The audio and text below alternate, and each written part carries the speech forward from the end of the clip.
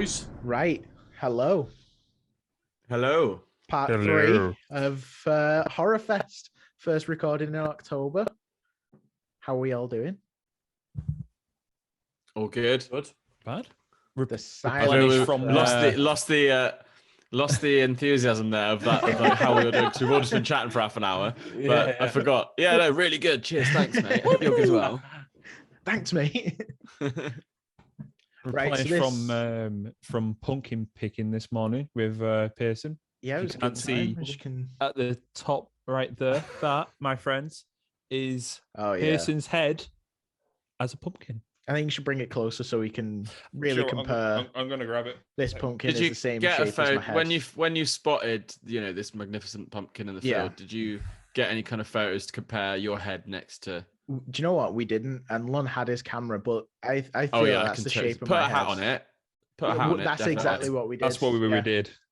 We did. So this is now Matt Pearson. So any audio listeners, go watch the YouTube video because there's a pumpkin the same shape as my head. So if I size it up about right, so about... It does look like, I mean, it's close to your sized head. I don't know how your heads compare. How do you not know, Ryan? You're a friend. It'd be perfect if I looked it up and it landed in like Pearson's frame on that side there. Not that prepared. But yeah. Like a blue Peter. Here's one I made earlier. Yeah. We'll pop it up on the screen, or we'll put a picture of Pearson and said pumpkin side in the same place, side by side. Let's do a group photo at the end for when we post this one, and we'll put your head as the pumpkin. And yes, that's the screenshot for this. Yeah, I'm not in it. It's just the pumpkin. Pumpkin. If you know, you know. Right. Let's get to it. So, if you don't know, this is the next 7 films. This is part 3 of HorrorFest. The next 7 films we're discussing are The Exorcist, Night of the Demons, Devil, I Spit on Your Grave, The Perfection, Suspiria, and Mandy. Lots of psychological horror. Yes. Yeah. Is this the psychological week? Apparently so, yeah. Almost, yeah. Yeah, it's messy. Not to jump too far ahead yet, but when we get to Night of the Demons, I can't wait to show you my notes because I've made live notes like as I was watching it, and I just read them back because I've not looked at it for a couple of weeks, and it's literally like I'm talking to myself. I can't wait for this. Yeah. Right, shall we begin straight away and deep dive into The Exorcist? Let's go. Okay, released in 1973, if you don't know. This is when a 12-year-old girl is possessed by a mysterious entity. Her mother seeks the help of 2 priests to save her. In a nutshell, that's The Exorcist. It's pretty spot on. I only have one note for this just because I've seen The Exorcist so many times, and I was just like, one of the most iconic cursed paranormal films. That's it. I mean, if you haven't watched The Exorcist, just pause this right now and go watch The Exorcist first, because why have you not watched The Exorcist yet? But also, I feel like The Exorcist can't ever be spoiled at this point because even people who haven't seen The Exorcist have pretty much seen The Exorcist. Yeah, like exactly. I only watched it last year or 2 years ago for the first time, and I was like, growing up with the scary movies, I knew what was going to happen. And just like it's so iconic that like everyone's seen, like they've seen those scenes somewhere, like the bedroom. It's almost scene like the twist in the head. It's a pop culture reference now rather than just a horror film. This is just pop culture, common knowledge, isn't it? Yeah, definitely. It's up there in terms of culture, like pop culture, in terms of like The Shining, like with Red Rum, or The Axe, or say Freddy's Jumper and something. Shining. Like it's up there in terms of if you've referenced something, someone's bound to understand what you mean. Yeah, 100%. Yeah. I knew this from the Scary Maze game before I knew it from The Exorcist. So that should answer. What's the Scary Maze game? You've not played the Scary Maze game, right? I feel like I'm having deja vu. I'm sure we spoke about this before with you, like Ryan. Ben from Lunn Atlantis episode again. Should we get him to do it? Or are we wasting time? No, we've definitely spoke about this before. I think we might. I can't remember what it is though. So it's a maze game. Don't tell. No. Wait. No. I think I know. I think I know what you mean. The YouTube video where like you follow the maze and then it flashes with the face of Okay, no, I know what you mean. I knew it more as because they did it in a few forms, didn't they? There was the video of the car driving down the hill and then it flashes the face. So I knew that one. But yeah, I know the concept. The car going down the hill was an energy drink advert. It was, wasn't it? Which is the weirdest thing. Was it a British advert as well? Yeah. I don't even know. I remember it specifically for like when I was in primary school. Do you remember when like they told you bring films in for like a film day or something when it was like the end of the term or whatever it was? You were bringing in the Exorcist. Brought in the Exorcist. No. Not yet. So someone brought in a film. I cannot remember for the life of me what it was, but do you remember when you had the adverts at the beginning of DVDs? One of them was that advert. And it was like the whole glass on a U-rated film. Love it. That was on it. Love it. Cool. Yeah, so what we're talking about with the maze game and the videos is like it was viral when like before like memes were memes and it was just the only things that existed on the internet. And there would be videos, but then it would flash up to make you jump, and the photo would be of Reagan when she's like really possessed. And I think it would I don't know if did it play the sound of her or was it just a random horrible noise? I don't know. It was just a random horror impact. But the point is, everyone's seen that, and that's from The Exorcist. I think it would have been worse if they actually used the sound that Reagan makes when her head spins around. Because it's like a sound like that. And if anyone wants to see Ben from Lower Than Atlantis react to that, we'll put it in the corner to go watch it because that's hilarious, that little clip. Where did the rest of you first encounter The Exorcist? I know Ryan's just told us 2 years ago. Scary Maze game. First time. Scary Maze game as well. That was the beginning of it, and I was like terrified of that for years. I think that was like the main reason why I didn't like scary films for such a long time was that fucking thing. Then I was like infatuated about understanding what the hell it was that I just saw. So like, I went out of my way to go and watch it. Yeah. Now we're fine. I just now we're fine. So like obviously when I got introduced to Halloween at a very young age, like my mum and dad, they used to have a couple of like films there. One of them was The Exorcist. I'm pretty sure one of them was The Silence of the Lambs.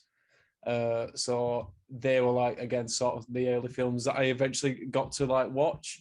Obviously it took a while before I reached The Exorcist. Okay. I was about to question like a 5-year-old mind running downstairs with his little Michael Myers knife with the mask on, sitting down on the couch being like, The Exorcist. No. So yeah, I probably only got to watching that when I was like probably like 13, like early on in high school. So for the first time. Because like you don't, if you're watching it at a young age, you don't get it as much, do you? It's not as you don't entertaining, is it? I'm glad that I waited because I think I would have found it boring as a teenager. I think the kind of films that I would have watched then, I wouldn't have been able to deal with any kind of slow paced stuff. I'm not saying The Exorcist is slow paced, but compared to some other things, it can be quite slow. It's like it's definitely a horror slow film burn. Based in mostly one room about priests and an exorcism. It doesn't sound that exciting. I think I was going to say that as well. Like because the bedroom scene that I knew of, you picture that as when you think of The Exorcist, you think of that and you think of that as like the main scene, but that is kind of only like the final 20-30 minutes, but it is a 2-hour film. So when I put it on, it was last year I watched it, I remember now, because this is actually how we all got to kind of connect, because I was doing a horror bingo thing where like I just had this sheet and you just cross off everyone that you watch. And you had Ash on when he came on the first time and said, my mate Ryan's doing a horror bingo, blah, blah, blah. I was chatting about that. And so that's when I watched The Exorcist for the first time. And I remember when it started, the Iraq scene where he's like in the desert stuff. I was like, that put me off immediately. I was like, what's going on? This is proper boring. And that went on for what felt like forever. I was like, oh God, am I really about to watch The Exorcist and hate it? But then it completely changes and gets back into it. And like, I didn't even get that scene at the first. And then where I've just like gone I enjoyed the film overall so much. I ended up getting it on Blu-ray straight away, watched it again, read the book, listened to several podcasts on it, watched a documentary on it. Like, I just love it. And now I get what that is. It's just showing that demon's kind of rising. Zuzu. Yeah. But the first time I was watching it, I was like, am I watching the right fucking film? Like, what the hell is this? Yeah. I can see 100% how you would think that. Yeah. Yeah, because it's not what you from the stuff that you like when you think of The Exorcist, you don't think of that beginning in Iraq scene. No, where definitely not. He's going out and then they find that statue, and then there's the Doc off Pazuzu statue. All that doesn't exist, does it? There's only actually a tiny Pazuzu. Heartbroken about that. That's the original Pazuzu statue is in the Louvre in Paris, but it's about that big. So apparently, it'd be to actually have like a statue of Pazuzu that big would be like apparently dangerous. I didn't know that it was a statue in the Louvre in Paris. I've been to Paris, didn't go into the Louvre. We stood outside of it. Is the Louvre where they've got the Mona Lisa? Yeah, correct. Because I've been in there, and I didn't even think about going looking at that. So no, I've been in there. I didn't even think of it. We didn't bother going in because I was like, well, I've seen the Mona Lisa on the internet. Don't need to see it. Special, mate. I would have been way more excited to go and see that. So next time I'm in Paris, I'm gonna.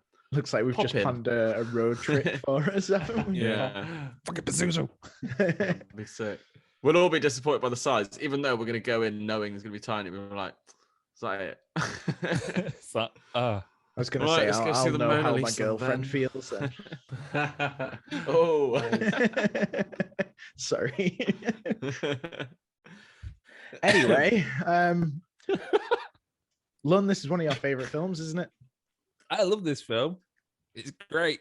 That's it. That's all I'm buying. The end. Thank you for I enjoy the fact that, the last act of this is like iconic. However, the overall build up in this film is what makes it actually stand out as a classic film. So you've got like Farrah Harris's like battle with actual faith, where he's losing his beliefs in Christianity, and all that back and forth with that. The thinking, like seeing illusions of his mother, like he dies halfway through the film. It's because of all these like this massive character building that's used within the film. I think is what makes the ending so much more impressive. Which I think makes it really stand out when they've actually like it's a slow burn. In my opinion, I do think it's a slow burn, but it's one of them that really does pay off in the end. But there is quite a lot of big moments throughout. Like, it's not like you are just waiting for that final 20 minutes. No. Like, the slowly seeing Reagan as she gets more and more possessed. Every scene, there's like something memorable. The walking down. I think the walking backwards on the stairs thing is the scariest moment in the film. Like, I didn't really get scared by stuff. I'm sure you guys are the same, where we've just watched so much, we're quite desensitized to it. But occasionally something will slip in. And that particular moment, I was like, fucking hell. Yeah, it's this like perfect slow transformation, just getting creepier and creepier and more abnormal, that it sticks with you. That's great. That's very creative though for the people at the time to actually like think of something like that, and it'd be that creepy and that effective to people, because again, I don't think there's anything been done like that before. This was like one of the beginnings of like obviously demon possession movies, wasn't it? So anything after that sort of replicates that. You know what I mean? You see in a lot of films now, people like doing all the cracky limbs and all that stuff going down the stairs and that, and it's like all stemmed from that. You know it's what I mean? all a homage to this movie, this perfect cursed movie. And then cursed movie. Something which I'm going to bring up on a later film on the list, which we were chatting about just before. I just love the sound design in it. Like it sounds dated. Nothing else I think sounds like The Exorcist, like in terms of what we watch nowadays, but it holds up so well. And like I feel like listening to the sound of it creates this whole atmosphere when you're watching it. I think it's so good. Like the screams, all the sounds from Reagan, the music, and just the way it sounds kind of almost a little bit echoey in a way. Like I don't really know how to describe it. Like I'm not even saying that in a negative way. It's just it's got this whole unique aura to it. I think the head spin sound is like one of the most uncomfortable sounds I've ever heard, and the fact that it's just leather being twisted is incredible. I didn't know that's what they used for it. Literally, you just got an old piece of leather and just went like that, and that's the sound of a neck turning slowly. So yeah, it's I think with The Exorcist, it's like it's kind of hard for us to talk about in like 50 minutes because like where do we pick at, because you could go on so long about the marketing and how when it came out there was like nuns protesting it and whether that was real or not. In some cases it was, in some it wasn't. I had a visit from my mum yesterday and we were talking about these horror films that we discussed, and I was like, The Exorcist is next. And just to let you know, my mum absolutely hates horror movies, but she went to see The Exorcist in the cinema. So I always asked her, what was it like? And there were priests and nuns throwing holy water at the crowd and being like, please don't go in, my children. And I'm like, oh, that's fucking creepy. I love it. It's so, like, you know? I don't think there's anything that I don't think there's any film in history that, apart from maybe because I do love Jurassic Park a lot, but a film that I could see at the time, it was brand new, you know, nothing about it, you going in and it's like the big hype of like, you know, that would be perfect. But yeah, whether all that's true or not, I've heard rumors that it was all kind of planned, the nuns and stuff, but also who cares? That's still cool as fuck. It is cool as fuck. Like something that could create that much controversy between like, even in like a religious aspect, and like to the point of where they're actually coming to the cinemas to fucking pour holy water on you. I mean, like, what the fuck? You don't ever see that anymore as well. Like, I wish I could have experienced that in its prime. Yeah. The fact that they were even saying that Linda Blair, who played Reagan, was like actually possessed by the devil, even after like the film had been released and all of that, they were convinced that she was possessed. Good God. Oh, did that have anything to do with because things went wrong quite a lot on the set, didn't they? Yeah. But then something I was listening to when I was listening to someone talk about William, I can never say his last name, Friedkin. Yeah. Like the scene where she's like up in her bed and like sitting up and down like quick. Obviously, like the harness was like not how it should have been or something. So she was like, there's a moment you hear her shout William, and just talking to the director. They kept that in the film and stuff like that. So I didn't know if that was anything to do with when they said about her like possessed and stuff, but it sounds like she had quite a fucking horrible time, traumatic, on the making of the film, and she was a child. So apparently the making of the film was quite intense. Like the director William Friedkin would just shoot off random gun blasts. Yeah. So like there's a scene where Karras is sat there and the telephone goes off and you look like really startled that his like telephone's just rung. And it's because the director fired off a gun when the phone was meant to ring. And like he went absolutely apeshit, like, don't you ever do that again. Yeah. Hey. Fucking hell. One standout thing to me about this film, because we will never do it justice of the amount of detail in this film, in this HorrorFest. Maybe we do a full episode later on down the line, but Shudder's like in-depth dive on the cursed aspects of this movie, the people that unfortunately lost their lives, the problems on the set, Linda Blair's back injury after being strapped in that harness. If anyone likes The Exorcist, you have to go watch Shudder's cursed films because it's so good. Makes you appreciate the film a bit more, I think. With me, I struggle then. Like it's almost like the more I hear about the director and the making of it, I'm like, it's sometimes when it's it's like the art that people talk about, like the art versus the artist and stuff. Because it sounds like he did go too far in a lot of ways, but then he has produced this incredible film, and I'm like, if you see Linda Blair still talking about it to this day, like she's clearly all right with it now. Like it's not like she's been so traumatized that like she like wants it forgotten and stuff like that. And I don't know what the whole crew's like. Yeah, I think people respect it, but there is always that in the back of my mind of like, I want to really appreciate this film. I also want to like, I selfishly quite like all the like the cool shit you hear about it, how like messed up it was to make it. But then also it's like, that's pretty fucked Well, up. the opposite side of that, not to bring up my favorite film, but The Shining, what happened to Shelley Duvall with Yeah. that stir scene, really emotionally and like fucked with her and got in her head about it. So there's a blurred line there, isn't there, of trying to get the best out of an actor, knowing they can give you the performance you're thinking of in your vision, and pushing them too far. And Yeah. it's the director's job to know that balance, I suppose. Yeah. I think it would be more respectful to praise a director on getting out a performance, by doing things the right way. Like, if he's that good of a director, do your job, true. get the performance out you want by not fucking pushing boundaries. But unfortunately, he did push the boundaries 50 odd years ago. What we can do about now? We've got this fucking incredible film. But there's always those unorthodox methods to give. Oh, I'll fire a gun off in the middle. So look at that shocked face. We'd never have that shocked face, Yeah. It's the same with the crucifix scene where the mother gets pulled back or falls back, and she's like on a wire. And she was like, she said to the director, "Don't pull me that hard. It's been to hurt." So then the director's gone to the stunt guy who's in charge of this cable, going, "Tug it harder." So then they've yanked it, and then she screams out in pain. Fucking hell. The dark time of health and safety in the 70s. Yeah. Just pull the wire harder.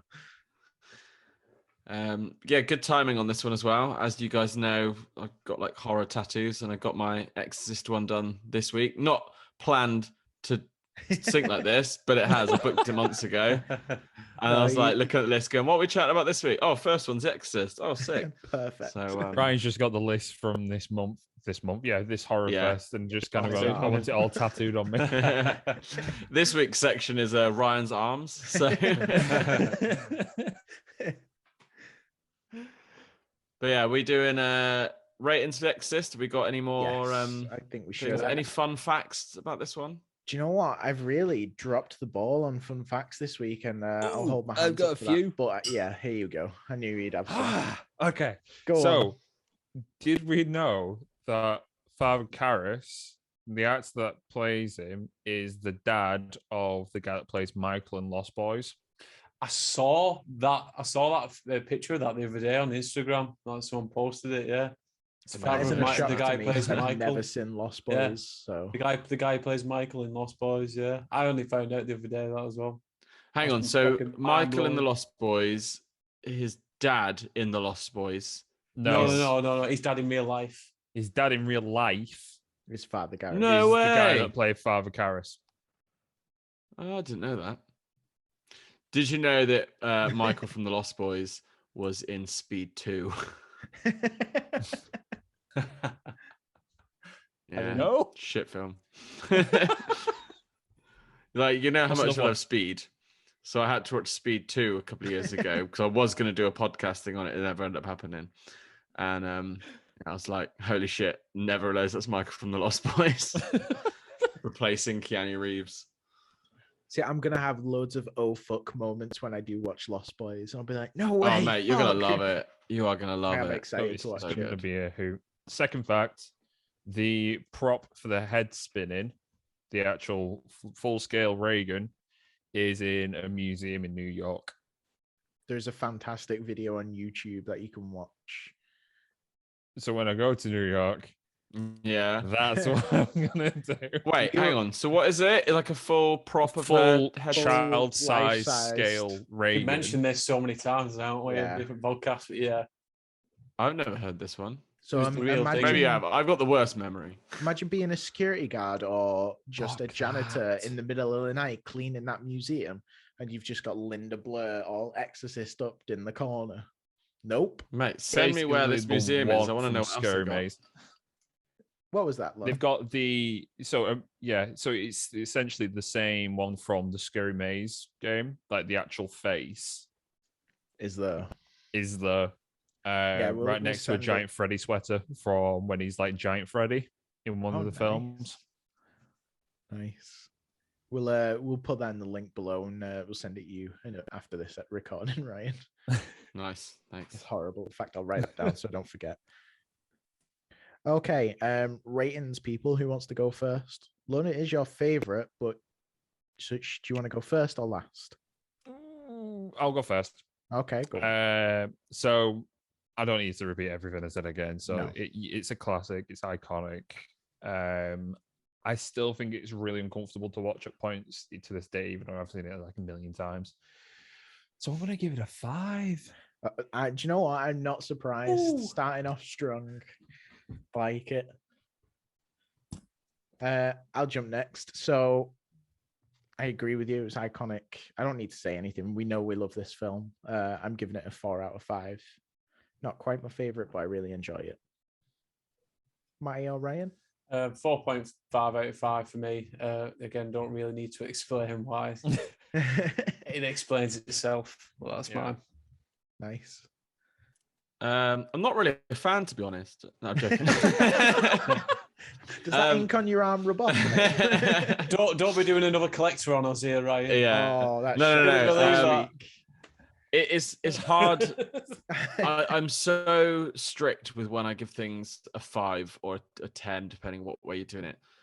So it's gonna have to be 4.5 because it's nearly perfect. I do think it does get a little bit slow in places, which I can tolerate, and that's fine. But I know that some people aren't as into that.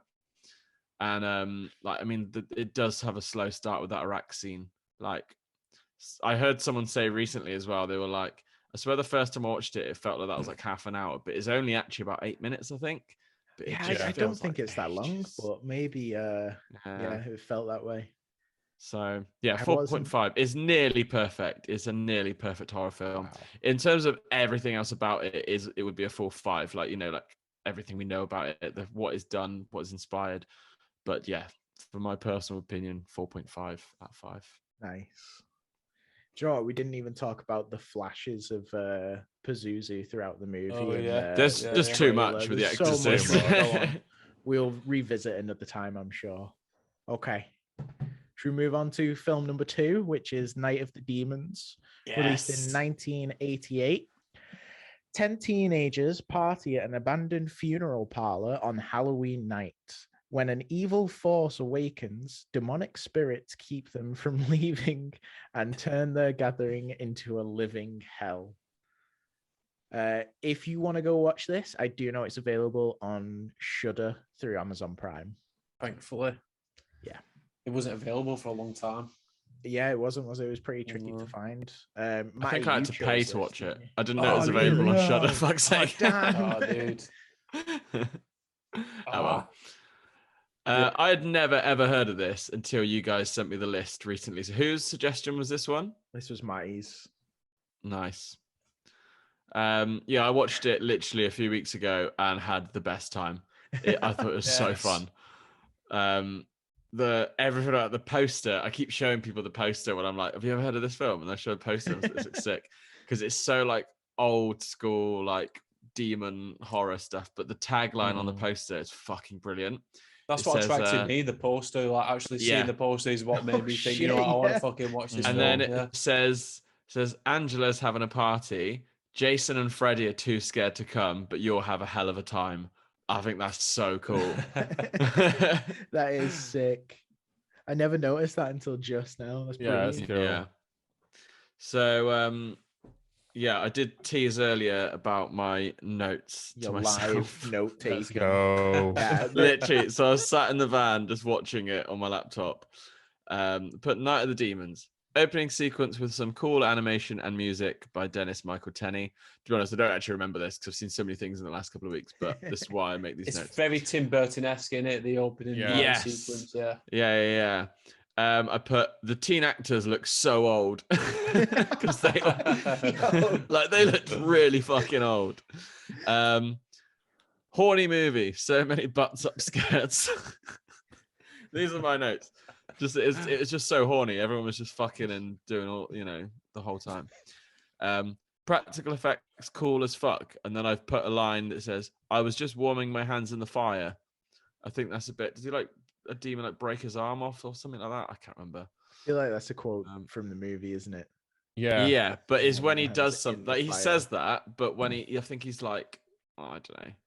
I feel bad now. I'm saying how much fun I had with this film, and I can't remember half of it. No, it's Angela, but- isn't it? Where she's like got her hands in the fire and she turns around and it's the yeah. jock guy, and he's like, oh. Oh yeah, because obviously he doesn't know she's like a demon, so her hands aren't like being affected by it or anything, or if they are, like, it's not doing anything to her, kind of thing. I put a proper shout squealed when she pops his eyes. So I think it's just after that moment. I think she pops the jock's eyes. Hate stuff like that. So I was like literally in my van. The eye gouging sex scene, yeah.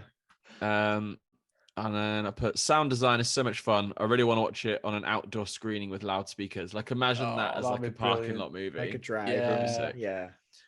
And then I'm gonna save the rest of the notes till we've talked about more, because my last bit, right? Basically, I gave it a review. I'm not gonna say what it is yet, but I put something out of 5, very entertaining. And then I put, oh my god, old man at the end. That was so grim. I've just upped my rating to a Yeah. So the makeup for this film again is fucking excellent. As you know, 80s like brought in some really great like makeup artists, like you had Tom Savini and all that, doing some great work. And yeah, this is up there with it for me. The 80s music for it as well, like the proper cheesy like horror 80s in it. Oh dude, that fucking makes the film. Like some people hate that stuff, but I think it completely makes this film like what it is. Sort of like a college horror in it. Yeah, it depends when it's being used. And I think the fact that this was set on Halloween night makes this just a proper fun Halloween movie. Yeah. Because there's so many horror films that we watch around Halloween and a lot of them aren't even anything to do with October or Halloween.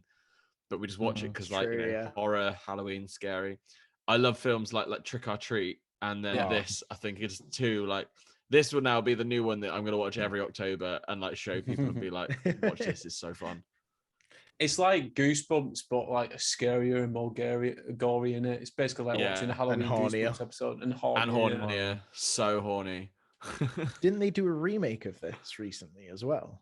Night of the Demon. I'm not. I feel like they did. Sure. Night of the Demons, a remake in 2009, I believe. Oh no! See, but plot-wise, it's not something. They did. It's not something that needs a remake. Because absolutely not. It's not an exciting plot. What we're enjoying is like what Matty just said, the 80s aesthetic, the makeup effect, the makeup, which like is exciting because it's it's so much practical effects. It just would be so shit. Like I don't want to be like this old man that's like, oh yeah, everyone was better back in my day. Because I like a lot of remakes. Yeah, there's some great remakes, but there's some ugly ones as well. And I'm looking at photos of it. It looks terrible. It does Shannon look trash. Elizabeth is in the remake. That's why I was asking, because I was wondering if anyone's watched it. So it looks terrible. So yeah, there's bits of this, like the part that some of the makeup on it is freaky, and like especially towards the end scene, the pig guy, Stooge's name is on it. You know what I mean? He has the piggy nose on. Yeah. When he turns into the demon, fucking hell, that is freaky. Especially the chase scene, you know, where they're trying to get up the wall, they're trying to scale the wall, and he's just fucking walking outside towards them. Like that was freaky as fuck. There is a fun fact I've got about it as well. There's little things that you see throughout the film, but in the beginning you see Angela and she's in like a store and she's got the earrings in, you know, like the cross earrings, and then when she gets possessed, if you look at her earrings, they're actually upside down. Oh, I love it. That's cool. Love that subtle detail. Yeah, little stuff like that's cool. So has everyone seen this one then? Yes. Yeah. Pearson, what did you think? Because I remember you watched it recently. Yeah, I did. I feel like I'm the opposite. I didn't enjoy this. I enjoyed the makeup, but I don't know. I think it was the acting that kind of put me off. It is that style of acting, isn't it, that you get from these kinds of films. You either love it or you hate it. So like one of my notes here is some of the acting is super annoying, but to be expected from some 80s films. I like that we have the arsehole who's chasing a bit of skirt and really isn't wanted, turns to be the hero in the end. The eye gouging sex scene, that was just a note. So I'm guessing I was like, that's fucking brutal. I love it. Oh yeah, Roger bails Judy so often. Yeah, he's just like, I'm going. See you later. I remember speaking to you straight after I watched it. I was like, Roger should have died a lot sooner. Well, he should have just. I thought he was going to get killed off so many times throughout that film, and he didn't. I was really surprised that he didn't. Yeah, it was like the bit where he like jumps through the fucking window, and he was like lying there. I was like, he's definitely gonna get killed right now, surely, because he's just like let it happen. I was like, oh no, he's okay. And then he scales the wall and goes. I was like, oh shit, he's done. He's okay. Yeah, really shocked me. But the makeup is amazing. I don't know if I'd necessarily watch this again. Like, I know you were saying you'd revisit it every October. I don't think that's the kind of thing I'd like, personally. Do you know what's weird though? I was talking to a friend literally the other day about this because we were talking about Evil Dead 2. Because said like, it was obviously because we've actually we're recording this now. We've actually started uploading the episodes now. So I said, "Oh, it's out by the way." I said, "Why don't you wait Evil Dead 2?" And then I said, "Oh, I didn't like it." I said, "Yeah, I just not into like the wacky kind of stuff." And then I started talking about this film, and I was like, "I've just realised everything I'm praising this film for is everything I slagged off Evil Dead 2 for." But I don't know. This was just I just liked it. It was just fun. I think I went in having no idea what to expect. And it was like. Yeah.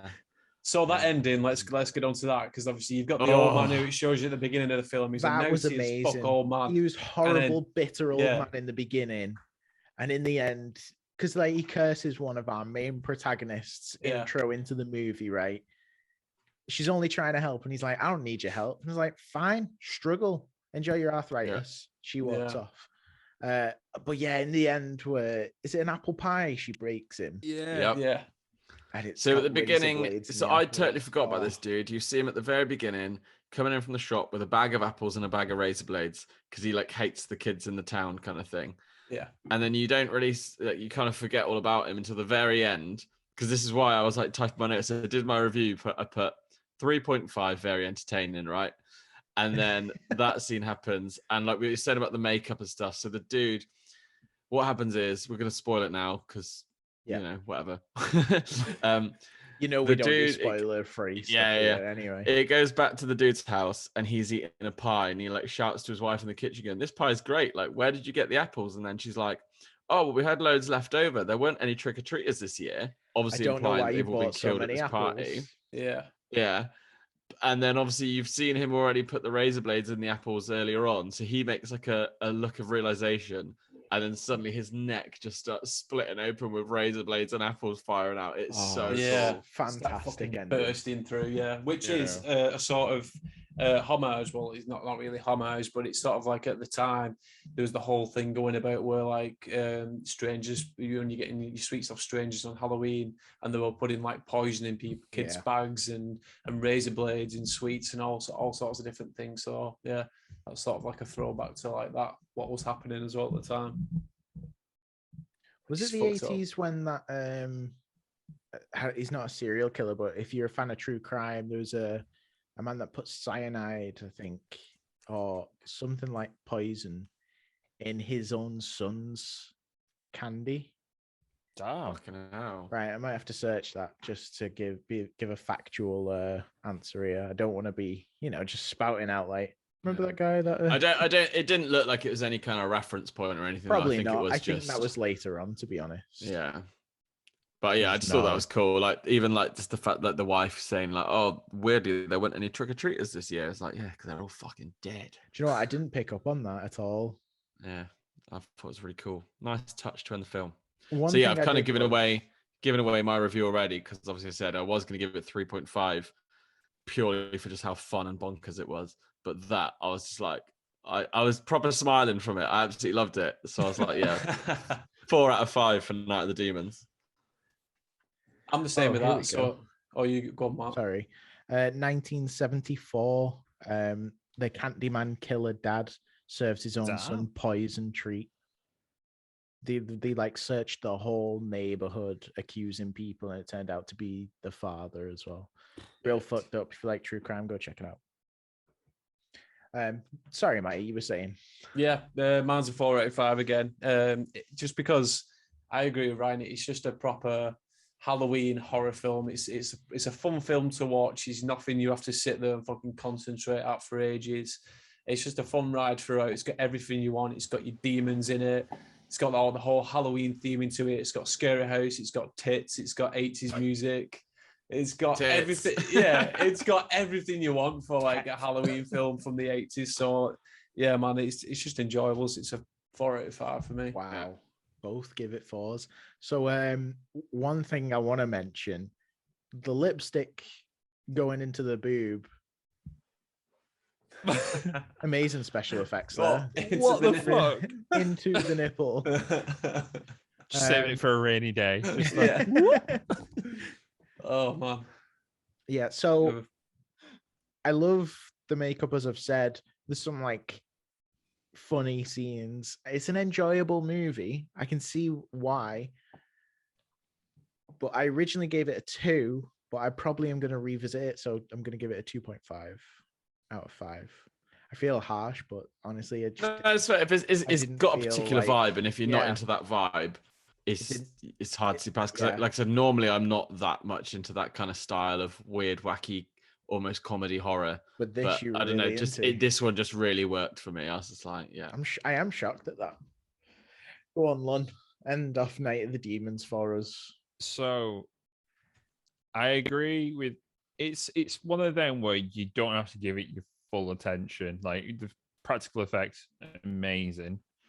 Where I did switch off of it was just how the story played out, which it sounds a bit bizarre, but that is, I don't know. I feel like I heard the story rolled out, like where you mentioned Evil Dead 2. I feel like there was always something, there was always some sort of threat like rolling out throughout of it. But you kind of like stumble from one bit to another, which kind of made it like not flow as consistently as I would want it to like play it out.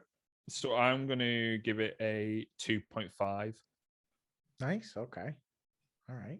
I do have a fun fact for this. It was Go. shot in 4 weeks, the movie. And then the funeral parlor has since been demolished for a Ralph's supermarket. or Shopping something. centre. Ah. And it Is was it a shame? it was originally titled Halloween Party as well. Really? I didn't know that. Yeah. Halloween Party? Night of the Demons is such a better title. It's a lot better. Yeah. to be Yeah. honest. Yeah. Way better. Halloween Party. And the Halloween sequels. Party. yeah, there is sequels. Have I you find it watched any weird of that they those? stuck onto Angela as the main like villain standout. Yeah, from I all think the she's just quite films. iconic from it. And do you know what? Amelia Kincaid, who plays Amanda, Kincaid? is it Amelia Angela. Kincaid? Amelia Angela. Kincaid, Angela. Yeah. So Amelia, she does a lot of conventions now, and she actually dresses up as Angela for it. Oh, sick. Oh, Nice. Nice. Yeah. I like that. Yeah, I'm just looking at the sequels. There's a number 2 and a number 3. Have you watched any of them, Matty? Number Considering this is 2. your pick. No, do you know what? I've not actually watched number 2 and 3, and I should really go Ooh, and watch them. might, So that's my thing this next year. Yeah, I'm gonna get them watched. Yeah, I want to hear what you think of them. No doubt. we'll be None of doing- them have got good scores, man. Like even the first one, because I was literally expecting to watch something dog shit, right? Because I think I'd had a look. So like IMDb is 6.2 out of 10, and obviously the thing with IMDb is like they're quite harsh. Like I think you've got to expect a higher rating on IMDb. Rotten Tomatoes 36%.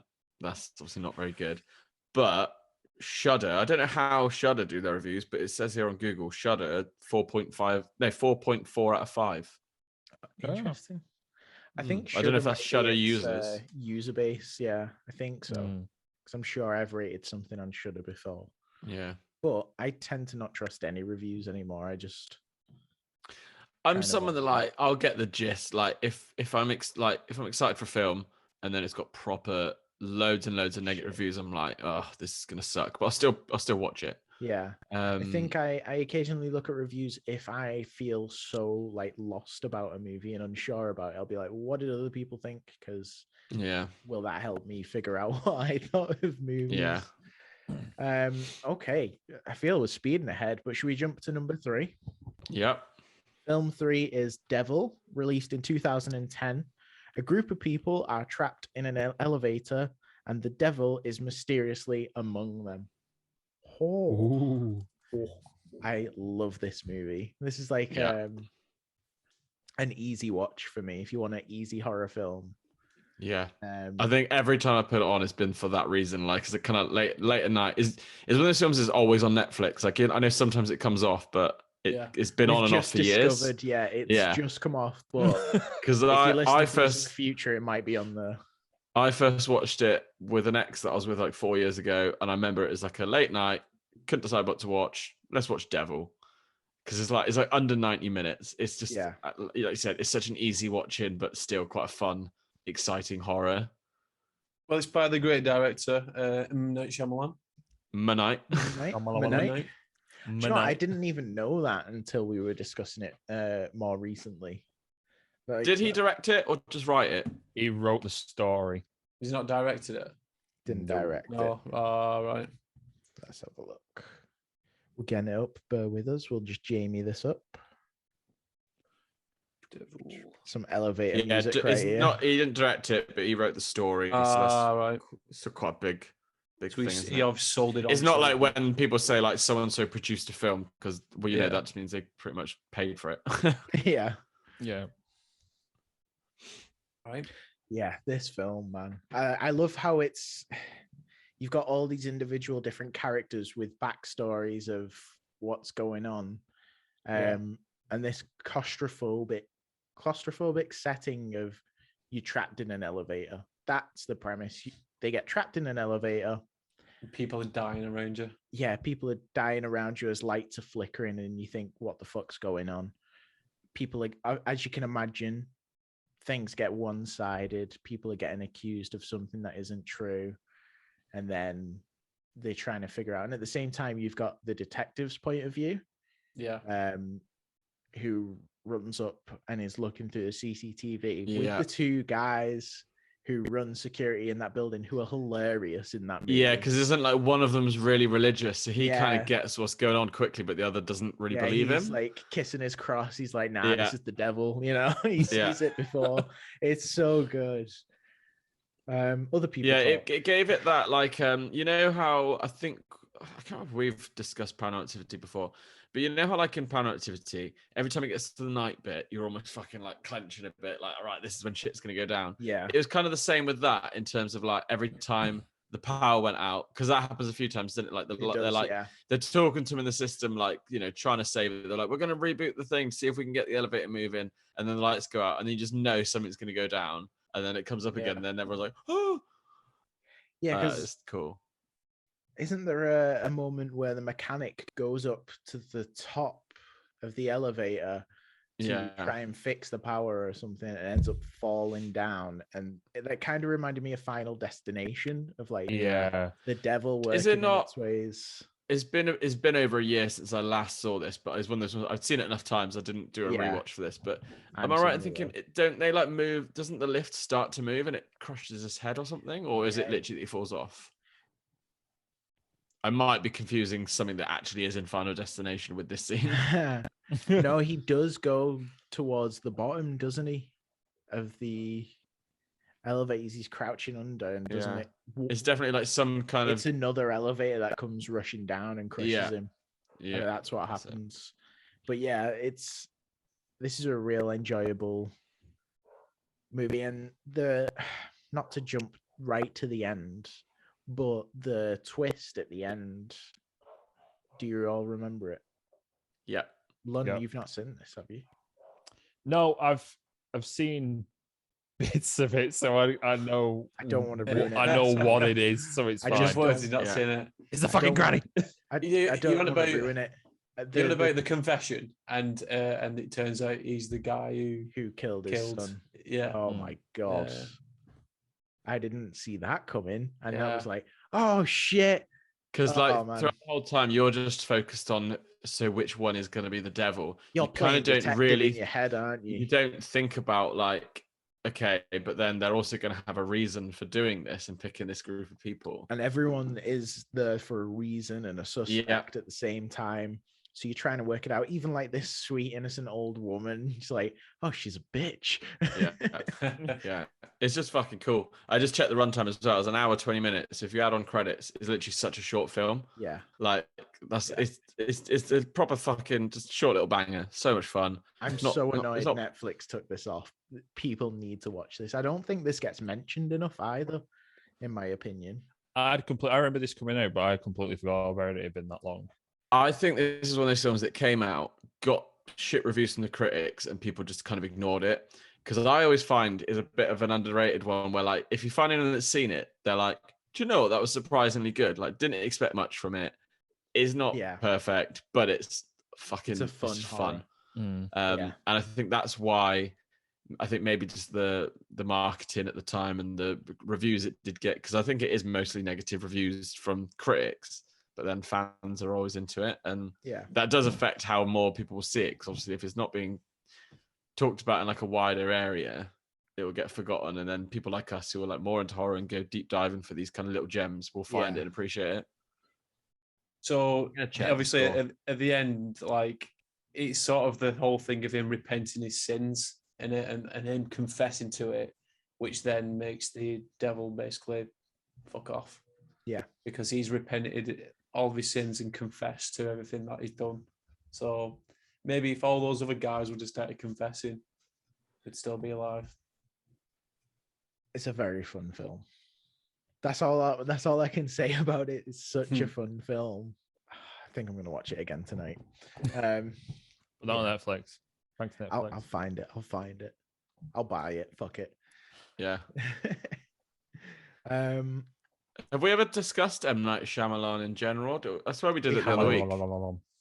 I think this is one where we should do an episode and just talk about some of his films, because, like, obviously I'm quite new to his stuff, you know. Yeah.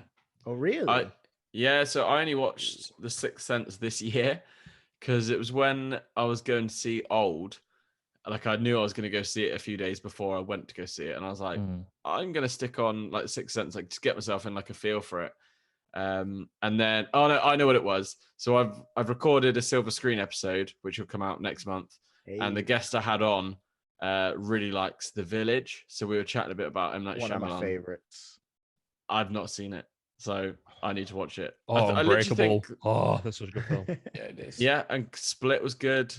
I even didn't mind Glass. But yeah, there's quite a few of the M. Night Shyamalan movies I've not seen, which are the big ones. So I've not seen Signs Sense, as well. The Village. Signs is fucking I've seen brilliant. Signs, but I only watched that a couple of years ago. That was brilliant. Me and Matty were discussing this the other day, weren't we? I was like, what's your favorite M. Night Shyamalan? Yeah, I think he gets. I when I watched The Sixth Sense recently, right, and I thought about this, I think he gets such a bad rep and I don't think it's deserved, because he started out with, I don't know if The Sixth Sense was his first film, but obviously it's his first big film, and it's a film that gets so ruined by pop culture that obviously, like, everyone that goes in watches it knows that Bruce Willis is a ghost. So it takes that away from you. I didn't know that, though. When I first watched it, I knew the whole I see dead people thing, but I didn't know the Bruce Willis thing. Yeah, that's fair. Well, hopefully there's more people that still don't know, but I don't know. It's something that's so referencing other things that, like, you all know whenever, that, fuckers. whenever you Thanks, talk about Ryan. spoilers, people go for the number one thing they'll say is the Sixth Sense ones, about Bruce was a ghost, and then Fight Club. So I think, like, people that are coming onto him quite late, like me, but like don't kind of go in thinking about this sort of stuff, will be like, oh, well, that was shit. Like, won't be as into the Sixth Sense because it's so well known. Yeah, and then, like, I don't know. I think the dude's done some good stuff. I thought Old was great as well. There is a fantastic. I've not watched Old yet, but there is a fantastic video talking about the symbolism of the color red in The Sixth Sense, and every time you see the color red, you are seeing a dead person. I'll send it you. It's fantastic. Nice. Cool. I'm not going to do it justice, but yeah. But yeah, with Devil, like, because it's quite short and sweet, there's not loads more to say about it. Again, it's just a fun horror movie, a very easy watching one. I think it's done really well. You know, it is what it is. It's not like Oscar-winning acting and stuff, but it's not shit acting. You know. Yeah, it doesn't take you out of it, and you get to play detective at the same time, which becomes even more fun. Yeah. Should we get to reviews? I feel like we've brown-nosed this film enough. Yep. Yeah. I'll give you my fun fact that I'm just reading straight from IMDb because I was lazy about this week's. this is the first film, this first movie in the Night Chronicles trilogy, which involves the supernatural within the modern urban society, which I never really thought about. What are the other movies? I am going to search that now, but I thought that was interesting. Whose pick was this? Who picked this one? Me. Right. Me. Because it's such an enjoyable film, if you haven't heard me say that already. What does everyone else think about it? Well, don't all talk at once. Just looking at Next film. Come on, Matty, I want to hear what you thought about this. I enjoyed it. Like I said, it's a nice little quick short film. It's not massively to my taste, and just because I don't know, like some films are good and they pull it off, don't they, being all stuck into like one place, and this sort of does well with it just being all in an elevator, and you have that sort of that scary aspect to it, and the lights flickering, people are dying and all that sort of stuff. But it's not really to my taste. No? So for me, it's a 2.5 out of 5. Ooh. Yeah, there's not much I'd say bad about it. It's just one of those. Not something you're reaching for. No, not something I'd go back in a rush to watch. Anyone else? I feel like I've said my part. I said it's a fun movie. I'll give my rating. Did Matty give his rating then? Yeah, 2.5. 2.5. 2.5, fair. I'm gonna give it a 3.5, but that's like a solid 3.5 because it definitely doesn't deserve like anything like a 4 because it's not like groundbreaking, but proper fun movie. Yeah, do you know what? We have the exact same rating. I'm also giving it a 3.5 because it's not like an iconic film, but it's a fun one you'll just have on in the background. And while I'm talking, the Night Chronicles was supposed to be there was supposed to be a Devil sequel, and that Night Shyamalan was organizing a trilogy following Devils. This was the first one. Obviously, that it didn't happen after that, but that'd be interesting to find out more about. Maybe Devil didn't make much money because, like I said, I don't remember it being like massively hyped when it came out. I watched it when it was out on DVD, I think. So yeah, I think I do. Yeah, I remember. Because I remember it getting like panned pretty hard, which didn't deserve it. And like I said, I think that's why it probably affected. Not many people going to see it. Not many people knowing about it. Ruined the plans for the trilogy. I'm guessing recouping those producers' producers' investment. Yeah, Lunn. Well, like I said, I've not probably seen this, but I've seen bits of it. However, I will give it the review of. I will give it a watch at some point. I don't know what it is though. I don't know if you guys feel the same about certain films, but with films that are around the 2008, 2010 era, they have like a certain cinematography to it that kind of puts me off it because I relate it to shitty remakes. And then I'm the same. I'm not interested in that. It reminds me, I know this film goes a bit crazier, but Drag Me to Hell has that same kind of style, I think. Yeah. And 100%. I know exactly what you mean. Like it just puts me off immediately. It's like that Final Destination light into it. It has like color grading that just instantly makes me think of this was made in. I remember me and Matty watched like a thriller with Willem Dafoe as like a detective searching a serial killer original Shudder. I completely forgot what the name of it was now, but that had that same color grading, and instantly I was like, I'm going to stick this out, but I'm already put off it because it's been colored the same way as I expected it to have, like this sort of like lack of story to it in some senses. Yeah, it's funny. I feel like there's a lot of horrors on Netflix which I've like never heard of. Is it Animorph, Matt? That's it. But there's loads of horrors that have that look, and I find them on Netflix. And I was literally having this conversation with someone yesterday, saying like, I don't like some people that like say they hate horror because they always just go for those crappy ones on Netflix when there's just so much else out there that are good. But yeah, it's hard to describe. But like even you saying that, I know exactly what you mean by that look, and it is very 2010. It's funny that you say you associate it with remakes because I associate it with shitty paranormal films that I personally hate. So I would just discount everything. Yeah, I never really thought about that, but it's like a desaturated look. To it. Like where with there's bits in Devil, like obviously where the guy falls off the building, where the outside is like a really desaturated blue color that it almost looks gray. Yeah. That's the 2010 vibe. Damn, I never thought about that. I'm gonna notice that everywhere now. Right. We all good to move on? You know what's funny? I'm going to put a desaturated color on both of our screens.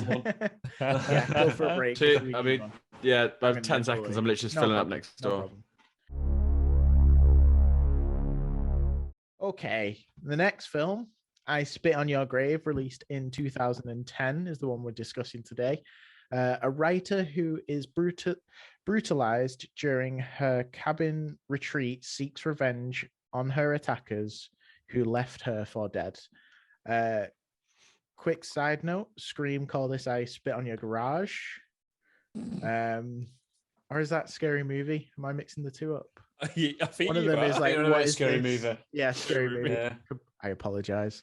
And trigger warning for anyone that does end up watching this. If you don't know, this is basically rape revenge movie. Yeah. So who wants to kick this off? First of all, the 2010 one is a remake of a film released in 1978 of the same name, which personally I had no idea about. Has anyone seen the original? Yeah, I've watched the OG, and it's just as brutal as this is, to be honest. Yeah. I've only seen the new woman on the poster is Demi Moore. Is it Demi or Demi Moore? On the new one? On the original. Wait, are you saying it looks like her? Or... No, it is her. Demi Moore. Really? Yeah. You kicking off with a fun fact immediately? Yeah, I'm kicking off with a fun fact. I've not got much to give on this one. So is she not in the film? I don't think she's in the film. I think it's just her on the front cover. Okay.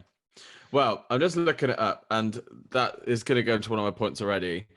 I'm not a fan of these films. Me either. I think they handle rape revenge in a really bad way. And to not go into that too much, me and my friend Becky have already discussed this on my podcast, Silver Screen Unseen. We talk about Promising Young Woman and how that's like how it's a very good rape revenge film in terms of the way they handle it and everything like that. I feel like these kind of films just glamorize rape. And the fact that I've just looked at the original poster and I've never seen it before, and it's like a bare ass. I know she's got like a few like bloody scratches and she's holding a knife, but like they're trying to make it sexy. Yeah. And it's the same with the new one. The poster, I'm just pulling it up as I'm speaking about it. It's very similar, isn't it? Yeah. But it's very much like, you know, she's wearing short shorts, I think, and like her ass is kind of hanging out and stuff. And it's like, don't glamorize rape to be sexy, because it's like not. And then, like I said, I've already discussed this on a podcast, which you can listen to, but Becky goes into it really well about how, where was I going there with my train of thought? I've completely lost it there. It's very much a grey area in terms of a film. Like, do you know what I mean? It sits on that precipice of being like very controversial. Do you know what I mean? Up until the point of where it's like, should they really be like messing around with that sort of thing? Yeah. I know what I was going to say is the fact that like films like this make it so that woman has to be raped in order to then get like the kind of strength to go and do this stuff, and it's like it shouldn't quite be like that. Like I said, I can't explain it in the best way. I don't want to say anything that could be taken in an offensive way and stuff, but yeah, I'm not a fan of these films. And to be honest, when people are like, "Oh, I love I Spit on Your Grave," it's so fucked up, I'm just a bit like, "Oh, really?" Like the kills are fucked up and creative. Yeah, and if you love the gore, like but if these kills were in a Saw movie, I'd be much happier. Because when the main protagonist, Jennifer, is having her revenge on these fucking disgusting people, the kills are very creative. For example, pinning the guy's eyes behind the tree. Dude, that was fucking grim. For the crows, that's one of my favorites. For the crows to come and peck his eyes out. And then the guy, like, vertically trying to keep his body weight up away from the bath of, like, acid. Yeah. Oh, my God. Dude, it's so good. Like, you are happy Those to see kills. them die. I'll 100% say that. I'm like, yeah, Yeah, Yeah. that's what I mean. die. Like, and That's the it is gruesome creative deaths in horror, which like if they were 100%. anywhere else, I'd appreciate. But yeah, but in I'm this just- sort of movie, I don't think if anyone enjoys these movies, I worry, to be honest. So I rewatched this one on the weekend, and I completely fucking forgot how uncomfortable it is to watch. So I was sat there with Liam watching it, and just that whole, like, even leading up to the rape scenes on it, and it's such an uncomfortable like sequence to like go through, like just that whole section of it, and the guy who's like it's like the disabled guy who they like Who's sort of forced to who's forced partake in it. yeah, who's forced to do it, which is again that's the same as what happens in the original. It's just fucking grim, man. And then she sort of walks off like in a sort of trance into the forest, in which it happens again, obviously with the three men, and then after that you don't see her for a while. Forgot that it continued further into the woods. So on the remake, she walks onto the bridge and they're all stood there looking at her, and they're just about to shoot her, obviously after what's happened, and she just plunges herself Falls into the back river. yeah. And then obviously escapes that way. Whereas on the OG, it's the disabled guy who they leave to kill her. His name's Matthew on it, and they basically leave him to kill her on there, and he can't bring himself to do it. So she escapes that way, because obviously on the new one they've got the whole videotaping sequence of it, where there's the guy videotaping it. That didn't happen in the original. He just actually lets her get away, and yeah, I think for me, obviously, the kills in this are what made this. I think if they didn't have the kills in it and that sort of revenge that she gets on them, I don't think it would like sort of stand up for me. But it was a very uncomfortable watch. Even at the kills are uncomfortable. It's just all the way through. You're just like, fuck. It's the contrast of the police officer being present while they're all taking turns raping this woman, and he moves to one side of the house to answer the phone to his daughter, like, everything's fine, don't worry, there's nothing. Absolutely. And given current things that go on in the real world, it's completely believable that a police officer would be like, yeah, I'll turn a blind eye to that. It's fucking disgusting. Well, he dies in a fucking very, very gruesome way as well. A fucking shotgun up the arsehole. Yeah. Which is good, because she gets her revenge back on it, because he's the one who basically anally rapes her, done it, and she basically just turns around and gets his fucking shotgun, shoves it right up his ass a few times, and then ties that string to Matthews on sat in the seat opposite. And she says basically when he wakes up, you better tell him not to move, because if he moves, you're fucking dying. And obviously he doesn't know what's going on. He wakes up, moves his hair, and all you see is the shotgun blast straight through his fucking arsehole, through his face, and it shoots straight through that Matthew as well, isn't it? Extreme Home Alone. Oh man, Extreme Home Alone. No, the collector is Extreme Home Alone. This is gross. That's just reminding me of the latest Rambo. Also, no. Extreme Home Alone. See that? So this is one of those films where it's not scary; it's just fucked up. Like the whole thing's just fucked up. It's not as fucked up as the Serbian film, because that's just fucking. I just don't like that side of horror. I've not where, made it through that. Yeah. When people are just like, "Oh, you should watch this. It's so fucked up." It's like, no, I want there to be like a purpose. Like, I watch the gory shit and stuff like that. Yeah, but it's got to be a purpose to it. And so, a quick question. I've only ever seen this one. Has anyone seen the sequels that followed from this? Not seen the fact that this even has a sequel is annoying. What is it? The same kind of plot, just someone else getting raped and getting revenge. There's 2 and 3. I can tell you that. The second one is apparently it's a different woman, a different sort of scenario where she gets revenge, and then the third one is the woman from the original, who's sort of like started like a counselling thing for people who've been through that sort of experience. And she sort of like I think she goes around killing all these other men again that have done this obviously this thing to another woman. So there is 4 of them, I believe. It was a 4 now. I Spit on Your Grave. What? I Spit on Your Grave 2. I Spit on Your Grave, Vengeance is Mine. And one came out in 2019. I Spit on Your Grave, Deja Vu. Now, Oh, they could have slotted a number into the title there and called it I Spit on. Oh, no, that doesn't really work. I love when you can fit numbers into shit. Like I spit on 4 grave. I've already like the Meg, right? Just side note, Oh, quick, God, since we're the talking about my Meg. thing with numbers. The Meg, I want there to be a Meg trilogy. I know they're doing a number 2, but I want there to be a Meg 3 just so that it's called M3G. Oh my God. Yes. Yeah, I'll buy into that. Yeah. Oh man. Anyway, back to what we were talking about. Yeah, so the fact that there's this many sequels, I've already had a rant about sequels. I think you have to have something special to make more than 2 movies about it. Yep. Yep. This is gross. Fuck off with 4 movies of I Spit on Your Garage. As you can tell, I ain't a fan. I like the kills, but I'm never watching this again. So I gave it a 1.5 out of 5. Whose pick was this, by the way? Smith's. This. Not here to defend the Unfortunately not. title. Smith. I don't think you can defend this. No, yeah, I would kind of want to know what made him pick it, and this is just because we don't always just pick stuff that we like; it's stuff we can discuss. But and like Smith does love his gore, so like to take the I think isolated the moments gore of is the what gore, he would choose it for. yeah. Like I can, well, like I said, like, when people say to me like, "Oh yeah, you should watch this. It's so good. It's fucked up." I'm like, I get it if you like gore, but unfortunately for me, this one there's too much on the other Realism? side of it that I just can't enjoy the film as a whole. And like you guys said, it's just so uncomfortable.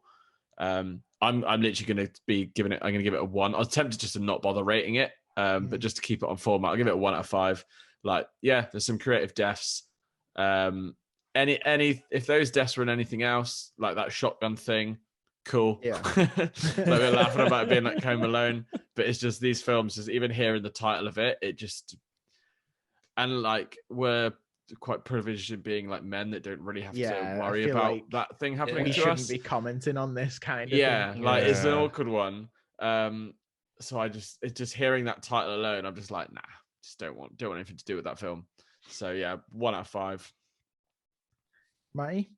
Yeah, so like for me, like I said, it's a very uncomfortable watch, and anything that can like sort of emit that sort of emotion from you and you know what I mean, bring you through that sort of experience, and also the fucking gory scenes and all that sort of make it for me. So for myself, I'm going to give it a 3 out of 5.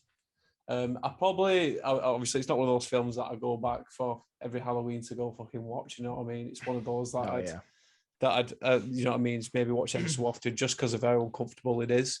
But yeah, it is 3 out of 5. And Lunn? I'm going to agree with Pearson and Ryan on this. So this isn't my bag whatsoever. In more of the sense that the story I just can't get behind. I can deal with gore, but like we talked about The Exorcist, like you go through the story of that because there's a development that you can kind of engage with and invest in, where this is just uncomfortable and, in my opinion, sort of unnecessary. So in that aspect, yeah, there's gore and there's cool creative kills, but that's only one part of a film. So with me, I'm going to give it a 1.5. I'm really shocked that these even got like a sequel, considering like how uncomfortable we've just discussed. Yeah. Obviously, we're privileged. We don't have to worry about rape. We shouldn't be critiquing this at all, in my opinion. It's very it's got sequels, I'll be honest. Yeah. It's very like a very distasteful like subjects to base a film on in that sort of 100%. aspect. But I think for me, obviously, what sort of makes it is the revenge and everything that she gets. That's what I sort of feel like it's mostly about, is the revenge that she gets. Yeah, and I totally that's what get. makes it feel better about it. You know what I mean? It's sort of like watching. Yeah. I know you can't really compare it, but The Crow, like him and his fiancée get killed. The similar thing happens to his fiancée on it. He comes back and he's coming back to avenge their murders. But And that at least feels supernatural force. He's got Yeah, these yeah, yeah. powers to get vengeance. Whereas This is very realistic in it. Yeah. realistic rape doesn't make you stronger to then be able to go and do this to people. Like No, Ryan no, made that point of. no. I feel like as well, just personally, I feel like we've kind of learned a lot over the last few years about just being made more aware of like stuff that is happening and has happened for years. So like the time this was released, like 10 plus years ago now, like, you know, I remember hearing about it. Apparently it got banned because it was just so violent and stuff, but no one really commented on like the rape side of it. It was just like, oh, the gore is so like intense and stuff. So I can kind of get why people, or especially like us, or like Matty, like if you would watch it and focus more on that, because like at the time it came out, this kind of thing wasn't as much presented to us to be like, you know, obviously we've all known that, you know, rape is fucking bad. Not to say we've never known that, but like, do you know what I mean? Like you mentioned earlier about like the police sort of thing. Like this is stuff that's coming out in recent months. Like times are changing, and I just think it's just no longer the time for stuff like that. I do think rape is something that, like, you know, it can still be discussed in a tasteful way. So like I absolutely loved Promising Young Woman, which is why we did the podcast on it on Silver Screen. But even with that, I made sure I wanted Becky to come on it, because I was like, I don't want it just to be two dudes sat down and talk about this film, 100%. Which is not our, it's, you know, we do all the talking on there about that, but yeah, go listen to it if you like Promising Young Woman. Absolutely, we'll put because we do talk about I Spit on Your Grave at the end down below.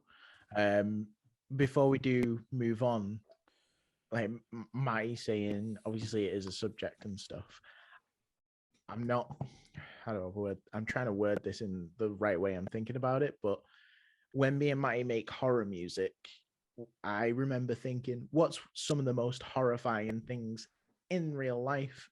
To me, I was thinking child molestation, and that's how I was like, oh, Freddy Krueger. I know they took that route on the newer one. Obviously, that's not in the OGs. But like, as you know, a creative thought, what's some real life horror to inspire a movie? I can see how you pull that and think, yeah, let's do that. I don't think it should have been done, but I'm saying I can see that creative thought process. Yeah, and like Ryan said, I don't think they could probably get away with it now, like if they came out with that as a film, because there's more awareness being made of it, and obviously like in recent times, all this stuff coming out, especially with the police officer as well at the moment. Yeah, that thing that's come out in Britain, it's just a very raw thing to touch upon in it, and you were risking, like, do you know what I mean? You were risking it coming out with a film like that. You've got to have some fucking balls to like write That's that. why and it surprised me. One came out in 2019. Yeah, it is crazy. People must fucking like it. Do you know what I mean? If he's getting that much, how many sequels? It's like, right. Like Ryan said, I wish Smith was here to sort of explain like, why he chose it, and you know, that'd be maybe on the catch up. We'll discuss that. But let's move on. So the next film is The Perfection, released in 2018. When a troubled musical prodigy, Charlotte, seeks out Elizabeth, the new star pupil of her former school, the encounter sends both pupils down a sinister path with shocking consequences. Now, again, full disclosure, trigger warning, this not rape revenge, similar to what we've just discussed, almost grooming side of things, if I understand that rightly, because I'll be really honest, I not watched this film. Really excited to hear what you all think of it. I'm prepared for a spoilers.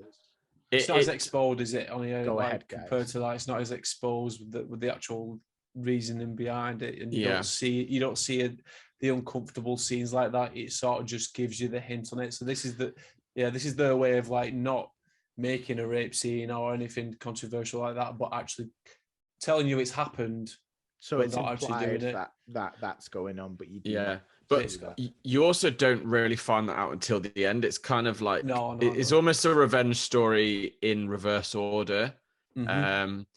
But yeah, basically, spoilers. It's like it follows this. So the film follows this like school that like get these prestigious musicians in, like violin players and stuff. I don't know if it's all girls. I can't remember if there's any guys there, but like all the characters that we see are girls, I swear. Yeah, and like go and jump into the end. the two of the women ended up kind of like going in and trying to and killing the people that are organizing it, and it turns out it's because they've been like grooming them since they were kids and potentially like raping them, I think. Yeah. But you don't find that to the end. So we did have a little chat just before we hit record today, because we said it's weird how like the random generator has put these two films in together. Yeah, so we should and I was like, explain that. I didn't These were even never think about it. intentional back to back. Yeah. It's just a I was like, I random- didn't even think about the perfection being a rape revenge movie, but I guess it kind of is. It goes on a fucking roller coaster, doesn't it? This movie. Yes. So to go, yeah, I feel this film was in like two halves. The first half was fucking crazy. Yeah. That bus scene, I was like, that's like, and again, it's not fucking like no fucking perfect movie or whatever, but I was so like enjoying it. Like, just what the fuck is going on? What's going to happen next? Holy shit. I thought it was done really well. I've seen a lot of people that have watched it and said that was like the worst film they've ever seen. But I thought it was fucking great the first time around, because I was like, where the hell is this going? And then it does the like reverse bit.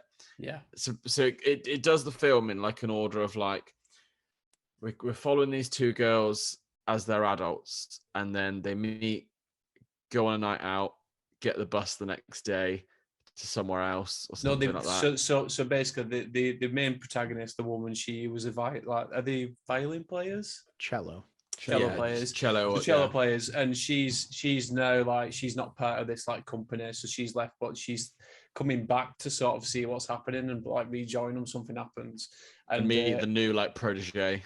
Yeah. So she goes back to where she obviously learned and went to this school and like learned the instrument and all that. And she goes to watch, and this new, like Ryan said, protege though, he's like a fucking absolute belter at playing the cello. And absolute belter. Yeah, she's absolute belter. and this new person who's like the main like woman though, she's like the best player there. She looks up to the woman who used to be there, who's come back to watch it. So they end up meeting up after it and talking to each other. Like Ryan says, they hit it off of each other basically, because when I was watching it, it was coming under LGBT movie as well, obviously because of the there's like the lesbian scenes in it as well. So they end up falling for each other. Yeah, right, they end up falling for each other.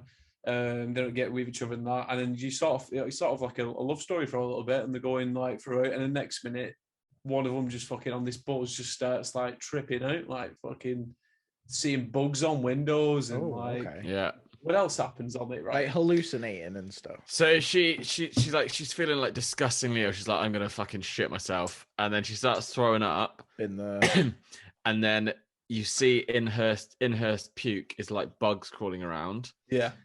So then they eventually get off the bus, and she like looks down at her arm, and she's like, "What the fuck?" And you start to see all these bugs crawling under her skin. So then it makes like, "We need to chop your arm off." And they do it. Obviously, she's like, I don't want to chop me out, because obviously she's learned the cello. Yeah, she's like, if I chop this off, that's my whole career fucking gone. But she's screaming. There's all these bugs running underneath her fucking arm and everything, and you're like, what the fuck is going on? Don't they start bursting out of the skin as well? Do you know what? They actually drop the hint earlier on in the movie, don't they? So when they're in, you know why that happens? No, so earlier on in the movie, when she's watching her perform, when these two girls first meet, there's a guy in the lobby of this place who's throwing up, and apparently there's like a disease going round, and this guy's caught it, and he's throwing up on the floor, and it looks like he's sort of dying, but he's not. And yeah, so as the movie carries on, this is like Ryan said, so it's like split to two bits. That sort of leads all the way up to that bit. Her arm gets chopped off, and then it flips to sort of like the second part of the movie then, and this explains like what the fuck has just happened. So yeah, I'll let you take over from there, Brian.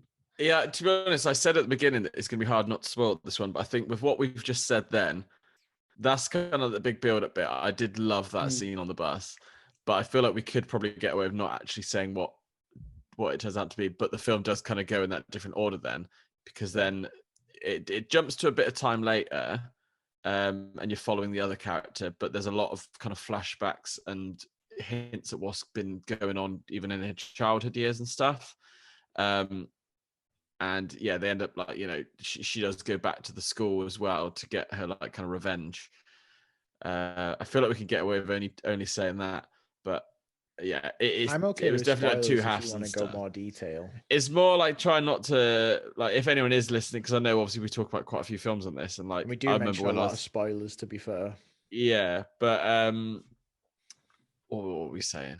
Yeah, it's just it's not what it seems, and it's cool. It became like a bit of a mystery then of like, I swear during that film there was like 3 like what the fuck, oh my god moments, because it just kept changing, and I loved that. It just felt like you said, it felt like a roller coaster.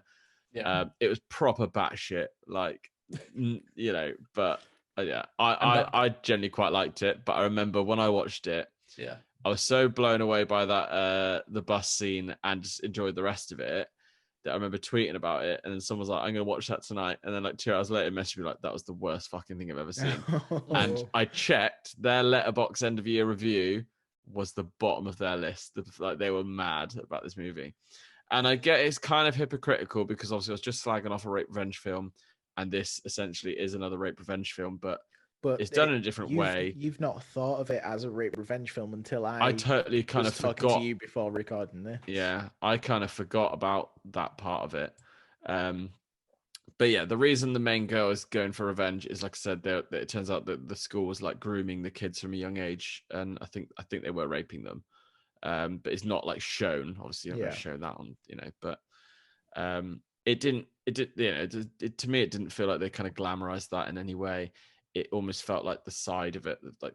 Yeah, it was just such a fucking roller coaster adventure of the film of like so many twists and turns, and then that was the end of it. So yeah, when I first watched it, I liked it.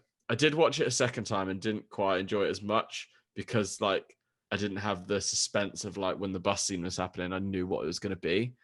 So it does lose it there a little bit. But so would you advise going in watching with as little information as possible to enjoy it? Yeah. Don't listen to this, guys. That ending though as well. The ending, like he gets his comeuppance, but fucking hell, that ending is the final kind of shot is weird.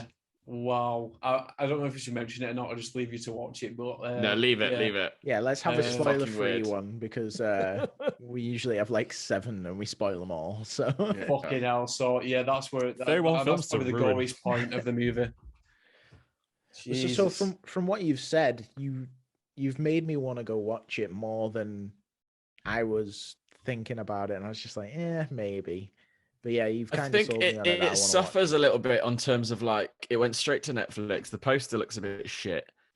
Yeah. To me, I would have just scrolled past it. Do you know what? I can't remember what made me watch it, but I remember just putting it on randomly, and it became one of those films. As soon as I finished it, I was like messaging anyone I know that would like it, but like, well, watch this and just let me know what you thought. And it was very mixed opinions, but I think it's worth it just for the ride of it, just to find out what really was going on with the bus. And like we said, the final shot is just fucking Christ. So, should we jump to ratings, or is there? Obviously, I have no fun facts for this because I've not watched it. Yeah, I don't know. I've got a fun. That's not really a fun fact at all. No, I'm going to tell you guys later actually because it involves someone else. But remind me, I've got a funny story. Okay. Okay. But yeah, no fun facts. Don't know much about it other than the main actress in it is in Get Out. So that's cool. She plays the girlfriend eating Fruit Loops with no milk. Like a creep. I haven't seen her in much lately. Like I thought she was going to be quite a big rising star. Yeah, it's a good point. I've not. You said it so casual. Recently. Like, I'm not seeing her around lately. Well, I saw her last Tuesday in Co-op, and then she didn't bloody. Not open my WhatsApp. Hope she's okay. She's all right. No, but do you know what I mean? I thought she'd be quite like a big rising star, but 100%. I haven't really seen her pop up. I mean, I know the last couple of years has been weird with films anyway. Maybe there's stuff that she's had made and it's just in development and waiting for stuff. But I definitely like to see her in more horror stuff because she's amazing in Get Out. Like, oh yeah, obviously we're not talking about Get Out here, but I didn't see that. Yeah. You know? Anyway, great film.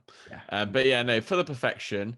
I think when I first watched it, I was like overly hyped on how much it was like just like a. I love when you've got twists and shit. Like, if there's a twist done well as well, I fucking love it. I'm like proper sucker for that shit.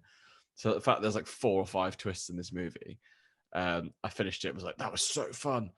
and I probably would have given it like a 4. But rewatching it, I take it down to a 3, but like a decent 3 out of 5. Definitely check it out. It's also like a Yeah, 90-minute banger on Netflix, so it's easy to watch, but Perfect time. not easy to watch in terms of like bit grim. Matty? So for me, it's a 2.5 out of 5. Again, it's not. It was a brilliant watch. Like Ryan said, it kept you going throughout. The twists in it were pretty cool. It's not something I'd revisit. Like, So have you seen it just once, Matty? Yeah, I've just seen it once. Yeah, Like I said, the only reason the point you made, like just from seeing the post and that, like before Netflix, I've never been inclined to watch it. It's weird, isn't it, how like a poster can have that impact on you, but well, it's first impressions of a movie, isn't it? So if the trailer or the poster isn't good, not holding but out then hope. that's when we get horror films putting the best bits in the trailer and try and sell you on it, and then you're like, fuck, I've seen the best bits already. You know what the poster looks like? It looks like a Netflix poster. Yeah, it does. Yeah, that is what's 100%. Done it. 100%. Well, it makes sense considering it was straight to Netflix anyway, which I didn't know. Oh yeah, it is. It's the Netflix film, isn't it? But like, so guys, if you didn't know, you can watch this on Netflix. This podcast is not sponsored by Netflix. So like, take for example the Fear Street posters, but there's something like different about it that kind of pulls you in on it. With this, there was like nothing to kind of give it off. Like with this, I kind of thought it was going to be very like Black Swan, and it definitely wasn't. So have you also seen this, Lunn? Yeah. Oh, talk to me. Come on. So I thought you didn't see it. Sell me. I kind of get where you like. There's loads of twists on it and stuff, but I don't know. Like it's so. I think it's more because it's not like my bag in some senses. Like I went in expecting one thing, and I was like, "What the fuck is going on with this film?" Yeah. Yeah. I think the ending pays off on it. For sure, like the whole wrap up and how it, I'm not going to spoil it, but how it kind of, in the end, it kind of, it answers all the questions throughout of it, but as soon as it gets to the end, it pays off in that sense. But yeah, it was one I'd watch, but I wouldn't watch it again. Did you watch it with Laura? No, the end shot. Thank God. I was going to say, I was going to ask you what Laura's reaction was to that end shot. Man, I never watch any horror with Laura. I think the only reason I did watch it again was just because I do remember being quite overly hyped on it, and I think I knew I was overly hyped just from the twists and turns, and I was like, I want to watch it now and just actually take it in as a film, and I was like, yes, it was all right. Pearson's just going to skip to that then last like 2 seconds, and it is. I want to see the bus scene. I want to see the bus scene. Lunn, what is your rating? Because you didn't give us one. Oh, sorry. I'm going to give it a 2 out of 5. Okay, 2 out of 5. Right. Shall we move on? Yes. Number 6, Suspiria, released in 1977. An American newcomer to a prestigious German ballet academy comes to realize that the school is a front for something sinister amid a series of grisly murders. This is I hope I'm saying his name right, Dario Argento movie, who we were discussing in our WhatsApp group recently. He's known for giallo movies, which I've only just discovered because Malignant is like a reference to him. I'm going to do a bit of a deep dive and maybe do a podcast about them. But yeah, I chose this film because I watched what did I watch? I watched In Search of Darkness, and they were talking about how much of an impact Italian horrors had on the American horror scene and how bright the blood is. And I'd never seen this movie before. I was really excited to watch it. And there's that fear when you're excited to watch a movie, you think in your brain, have I overhyped this too much? Is this going to be an absolute letdown? And I don't think it was in this case. I really enjoyed this as a first watch. So we are talking about the OG year, by the way. 1977, yeah. There is a remake, which I've heard is also good, but we're just discussing the 77. Yeah. I didn't like the remake, just side note. I watched that first and couldn't pick up what the fuck was going on. So, but then everyone said to watch the original, and obviously it was on our list, so I watched it. And I kind of went in, I was quite nervous because I was just like, oh God, I really didn't like the remake. I'm probably going to find this even like harder to watch because obviously it's dated and stuff. Yeah. But I really enjoyed it. It took a while to kind of pick up what's going on. It is a bit weird. But I think I do this quite a lot where like I'm kind of always looking for a bit more going on in the plot when it's actually kind of straightforward in a way. Like this one wasn't overly complex, but it took a while to kind of work out who's who and what's going on. But visually, it's so fucking cool. And what I said earlier when we were talking about The Exorcist, and I said there's another film which is a similar thing. So The Exorcist and Suspiria, I think, have got some of the best sound design in horror, where it's got that kind of, like I said, that kind of echoey, old school sound, but it works. And I wouldn't want it to ever be like remastered or updated. It sounds fucking great. But then with Suspiria, you add on the fucking trippy fucking music, and then all the like red lights and cool visuals and stuff. All the eye It's shots. Like I kind of want to have an edible and rewatch it. Oh hell yeah! Yeah, It That just is a seems that podcast, sort of isn't it? film. Hi guys, we're eating some brownies today, Yeah. and we're gonna watch Suspiria. just do a live stream of it. Just I'd watch us love like to do that. Yeah. yeah, the cinematography in this film is that of like compared to like The Exorcist in a way, in parts, and it's that creative, especially like I said with the lighting. It was what makes it like a standout film for the time. Like it's very artsy. It's like red throughout that film. Yeah, it's up there artsy wise with like Clockwork Orange, I'd say, in that sort of aspect. I've watched the remake as well. I'm with Ryan on that. I wouldn't put the remake above the original on this one. I know obviously most of the time the OG beats the remake, but what's kind of like cool as a little connection is like, so Chloe Grace Moretz, is that name? She's in the remake of this film, and she also is the main character in the remake of Carrie as well, isn't she? So she had a handful of remakes to I forgot about that. Yeah. Forgot about the remake of Carrie. Lunn, how did you feel about Suspiria? I thought it was creepy. I think it's like one of the main things is like just the overall design of the film, like the color grade and the lighting and all that. I think that's just what made it like pop. Like it is very like an artsy horror. Yeah. It is an artsy horror for sure. Like Ryan said, the soundtrack. It's by a band called Goblins. It's so good. The theme, obviously, I'm gonna talk about that, but oh yeah, I love it. And then I got sort of like, oh shit, what the fuck's going on? Because you watch it, and Susie, the newcomer to the ballet, you see her arriving at the gym ballet after being in this weird taxi ride. Not being let in while it's thunderstorm, like plowing it down. So she has to go stay somewhere else because she's not been welcomed in. And then all of a sudden, like, jump cuts to a murder happening inside. And that threw me for a minute. I was like, wait, what the fuck's going on here? That's same with me. That's why it took me a while to work out who was doing what and stuff. But then I did eventually get it. Yeah. That's it. So I was just trying to find my review when I watched it the other week, but it turns out I didn't save it. But on Letterboxd, like the header photo, it looks so good. Like it just made me think a lot of the film, like so much of it looks like a painting, like the lighting and stuff. Like everything's like a dream sequence. Yeah, it's fucking, it is incredible. I'm like, I've grown to like it more since I watched it literally the other week. Annoyingly, I only watched it on a laptop in the back of my van because, as you guys know, I was away for a couple of weeks.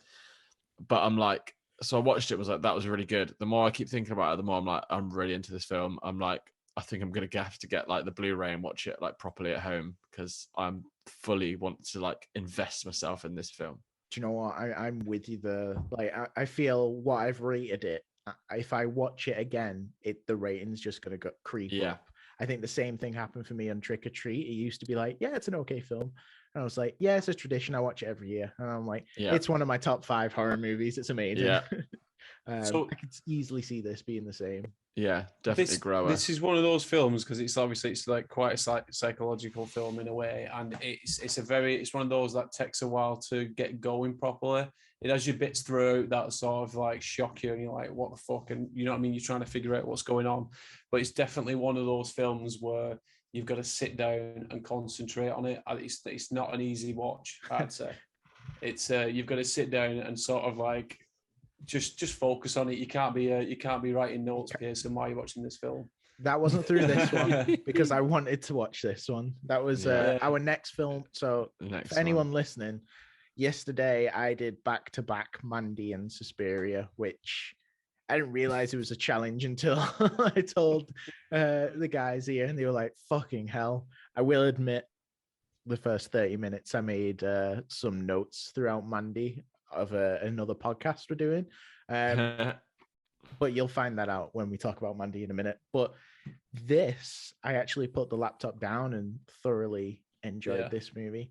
Like, there's so many things. I'm a huge Slipknot fan, if you bloody can't tell.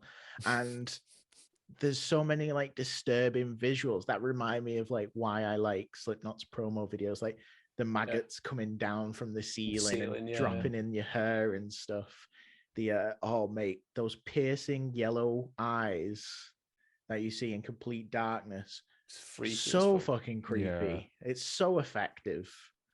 What about the there's the hanging scene as well? Which what the fuck, you don't expect that, do you? No, you do not. So obviously spoilers, guys. The first kill you see, that jump after Susie's not been let in and we see someone leave the ballet academy, is the woman's like face down.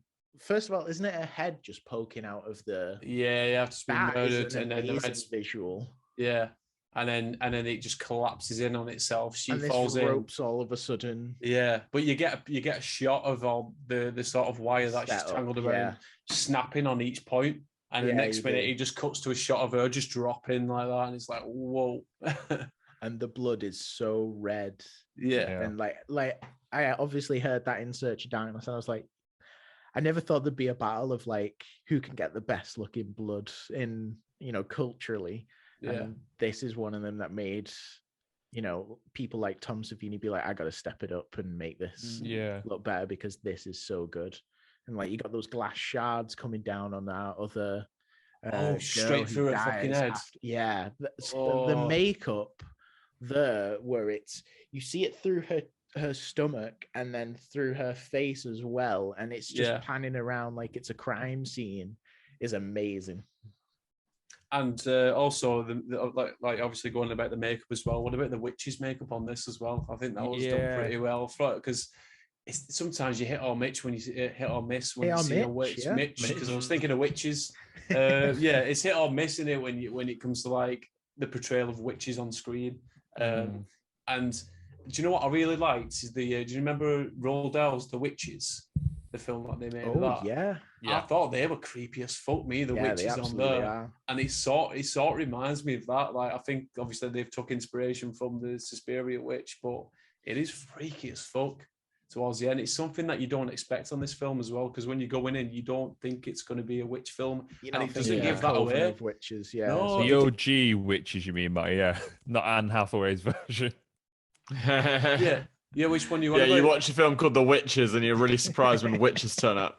The OG Roald Dahl's Witches, you know what I mean? Oh, what I mean is because there was a remake last year, wasn't there? And he looked nothing like the original version from back when we were kids. It was like scary, creepy as fuck when they unveiled themselves. Like the new ones, like CGI, it was just like on a face. That's ambitious, isn't it? I suppose if we have a film about human cats, we can have anything these days. Great film. Yeah. Cats 2019.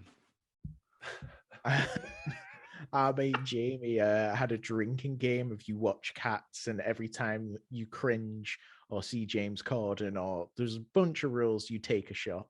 Nice. I imagine you'd be trashed by the end of that film. But I we're not talking do. about cats here. I would say Shot Every Time is the best film ever, and I'd get bladdered because Cats 2019 was so good. I don't know if you're sarcastic or not, and I'm Oh, really yeah. worried. Who knows? Who knows? Cats 2019. What were we saying? Suspiria. It's up there with Lost Boys too. Yeah. Oh, mate, best films in the world. Cats 2019, The Lost Boys 2, Speed 2. Oh, so some of my notes for Suspiria. I don't know why I wrote this down while watching it, and I should have realized after writing the synopsis, but I was like, I feel like the school are behind it. If you've just heard my description earlier, the school are definitely behind it. All these gruesome murders that are going on. Sarah's death, so Susie's close friend who's taking notes of her while she's talking in her sleep and stuff like that. When she's trapped in that room and trying to climb through that tiny little window, and I was not expecting her, spoiler guys, to just jump in barbed wire, and that's how she dies. Like, how do you not see that barbed wire? But oh my mate, that death is horrible. And then to see her corpse get reanimated later when we're confronting what's the witch's name? Helena something. I should have wrote that down. Yeah. She just comes, she stood at the door in like a fucking like in that Oh, white. it's so cool looking. Yeah. And then you can see like the flash of the outline of the witch. I'll just call her the witch. What about actually? So talking about that, there is a part on it where is it the blind guy gets kicked out, and he's walking down because his of the dog. Yeah, the dog bit the grandchild, right? And you get the pan of the whole like, so you've got the two like sort of like town halls, and he's stood in this like, sort of like city square, and you see the shadows go past, and it does look like witches on broomsticks. I don't know if I know. You see the shadows fly past on the building. As you see the shot of him and the shadows go past on the building, it sort of looks like witches on broomsticks, but you never see them like that. I'm well excited to watch this again because I feel like I loved it, but because I've only seen it once, there's so much to take in that like I said, this feels like a new project for me now. Yeah, I definitely want to watch this again. And I think the score's just going to increase from every watch. Anyone else want to say anything about this? We should go on to ratings. No, let's go on to ratings. So if you like what you've heard, watch this one instead of the remake. I mean, a lot of people liked the remake. I just didn't. I didn't get it. Like I said, I didn't know the plot of this film at all. Watched the remake, still don't understand the plot. So that's why I was a bit like, well, I think I've got to do the even original, if you want to watch the remake, from what you've told me, it makes sense to watch the original first, then watch the remake. To be honest, I probably will give the remake another go now that I get the film. Because the remake has like an extra hour of footage, apparently. I think it's like an extra 40 minutes, but so that's something to look out for. I'm excited to watch it. So ratings, shall I start off? Yep. Yeah. I really enjoyed it. Fun, creepy visuals. Didn't think artsy film would be my thing, but I say The Shining is my favorite horror movie, so what do I know? 3.5 out of 5. Like I say, every watch, I think that's just going to be like, oh, it's a 4 out of 5. And then be in my top 5, I can easily see. Who's next? I'm going to agree with Pearson and give it a 3.5. I think it is a super interesting horror film that you can definitely like. You can continuously watch it, and there'll be something extra, some extra detail you'll pick up on every single time you'll watch it. And with everything looking like a crazy artistic dream sequence is just insane. Yeah, it looks fantastic. Yeah. I'm also going to agree because when I initially finished it, I gave it a 3.5. Thinking about it more, I want to lean closer to a 4, but until I watch it again to kind of confirm that for myself. But yeah, I think 3.5 out of 5, but I know I'm going to like it more the more I watch it because there's so much to it to take in, and I'm desperate to watch it again. The fact that I only watched it for the first time 2 weeks ago, and if I was to put it on tonight, which I don't have time to do, but I kind of wish I could because I really just want to watch it again. So yeah, 3.5. Nice. Matty? 3.5 for me as well. So Oh, look at all that. round, yeah, All round. around 3.5. Yeah, just everything about it, man. Like the cinematography, just the whole story premise, even just the whole artsy vibe about it. The artwork itself as well just sells you, and you look at it, you're like, you know what, I probably want to watch that movie. And just where it stands as a cult classic as well. Do you know what I mean? It's just up there. So yeah, 3.5 for me. It's one of those films that I really want to see in the cinema. Like if I watched it again soon, I'd want to watch it in the cinema because I could imagine that's a completely different experience to watching it at home. I'd love especially to do with the whole sound design and the soundtrack behind it, and also seeing all those fucking vibrant colors on big screen as well. Yeah, that'd be really fun. Minutes to see. Yeah, come on, View. I know they listen to our podcast. Make it happen. Yeah.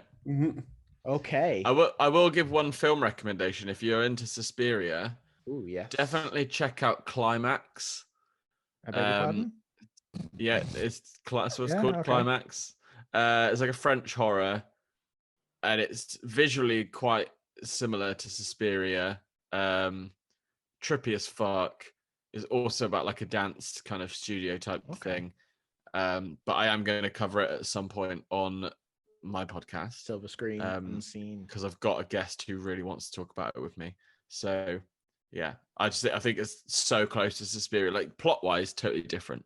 But if you're into the visual side of it, the soundtrack side of it, and you can take a bit of art with your horror, definitely check out Climax. Oh, okay. I'm gonna do that. I'm gonna watch that.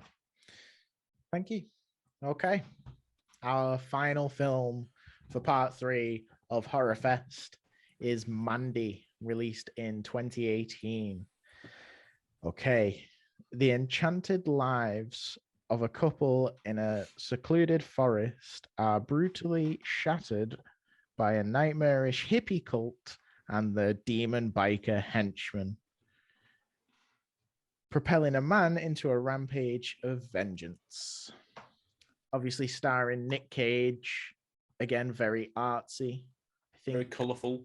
Very colourful. Who has and has not seen this? So I haven't watched this. Not seen this. So this is me and Ryan carrying this film. I watched it yesterday.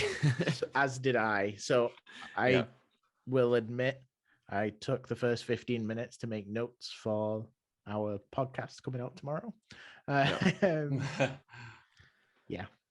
Right. I can justify those notes, by the way. So yeah, I mean, I don't blame you, because the first hour or so is very, very slow, to the point that I did try to watch it years ago because everyone was like hyping it up, and I was like, really? Like, I don't bail on films a lot. I know something that's the second film on this month that I've said I've bailed on, but when I tried it years ago, I bailed. I was like, I don't even know what's going on. I'm an hour into it. I'm not enjoying it. But then everyone's like, no, trust me, it gets so crazy in the next hour. You've got to carry on. I'm like, yeah, but I don't want to watch a film that's going to take an hour just to start getting good. But anyway, got through it. I realized rewatching it, there is a lot of stuff that happens in the first hour. It is just all quite slow and very obscure in the way that, like, I can pick out who was who and who doing what. It's hard to follow, isn't it? Yeah. Yeah. But then I kind of had a realization of, hang on, this is actually a lot more simple than we're thinking here, because it is very much just like some creepy kind of biker gang demony things want to kill his wife, so they do, and then he's getting revenge. That's kind of it. That's it. I don't think you really need to know too much about the other characters. I think it's all just there to be fucking weird and trippy and shit. Second hour is a hell of a lot of fun. I tweeted yesterday, any film that has people fighting with chainsaws gets a higher rating from me. I was talking about Mandy, because there's literally a bit where it's just Nicolas Cage and this other dude with a chainsaw each, just fucking. But not Evil Dead 2. All right. But do they fight with chainsaws? Doesn't he just fight? He has a chainsaw for an arm and fights other things? Does he fight against another chainsaw? Negative on that. No, he does not. Exactly. No. So point proven. Point proven.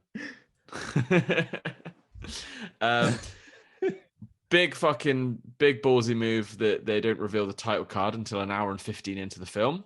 Huge. That was ballsy cool. Move. That was cool as fuck. And the title card itself looked incredible. Yeah, like a fucking black metal band or something. Yeah. Hardcore band. So like from that point on, it just turns into some fucking crazy, violent metal adventure because like there's so much fucking metal music.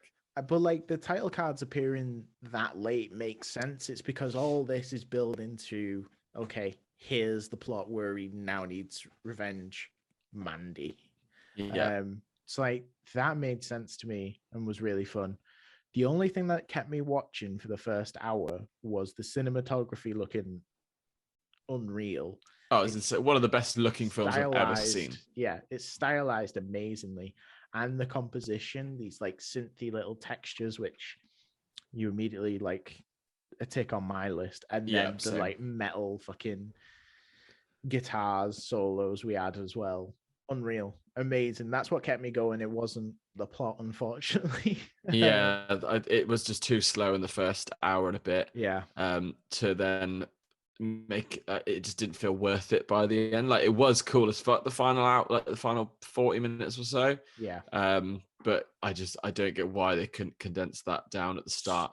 One of my notes, and kind of make it a bit clearer who's who. Yeah. I don't know if I'm just an idiot, but I just like, who the fuck are these people? Like what I found real vague and hard to understand is the like dream sequence she had seeing these hippies, but then the hippies also knowing like, oh, I want that girl. Maybe I've got to watch it again.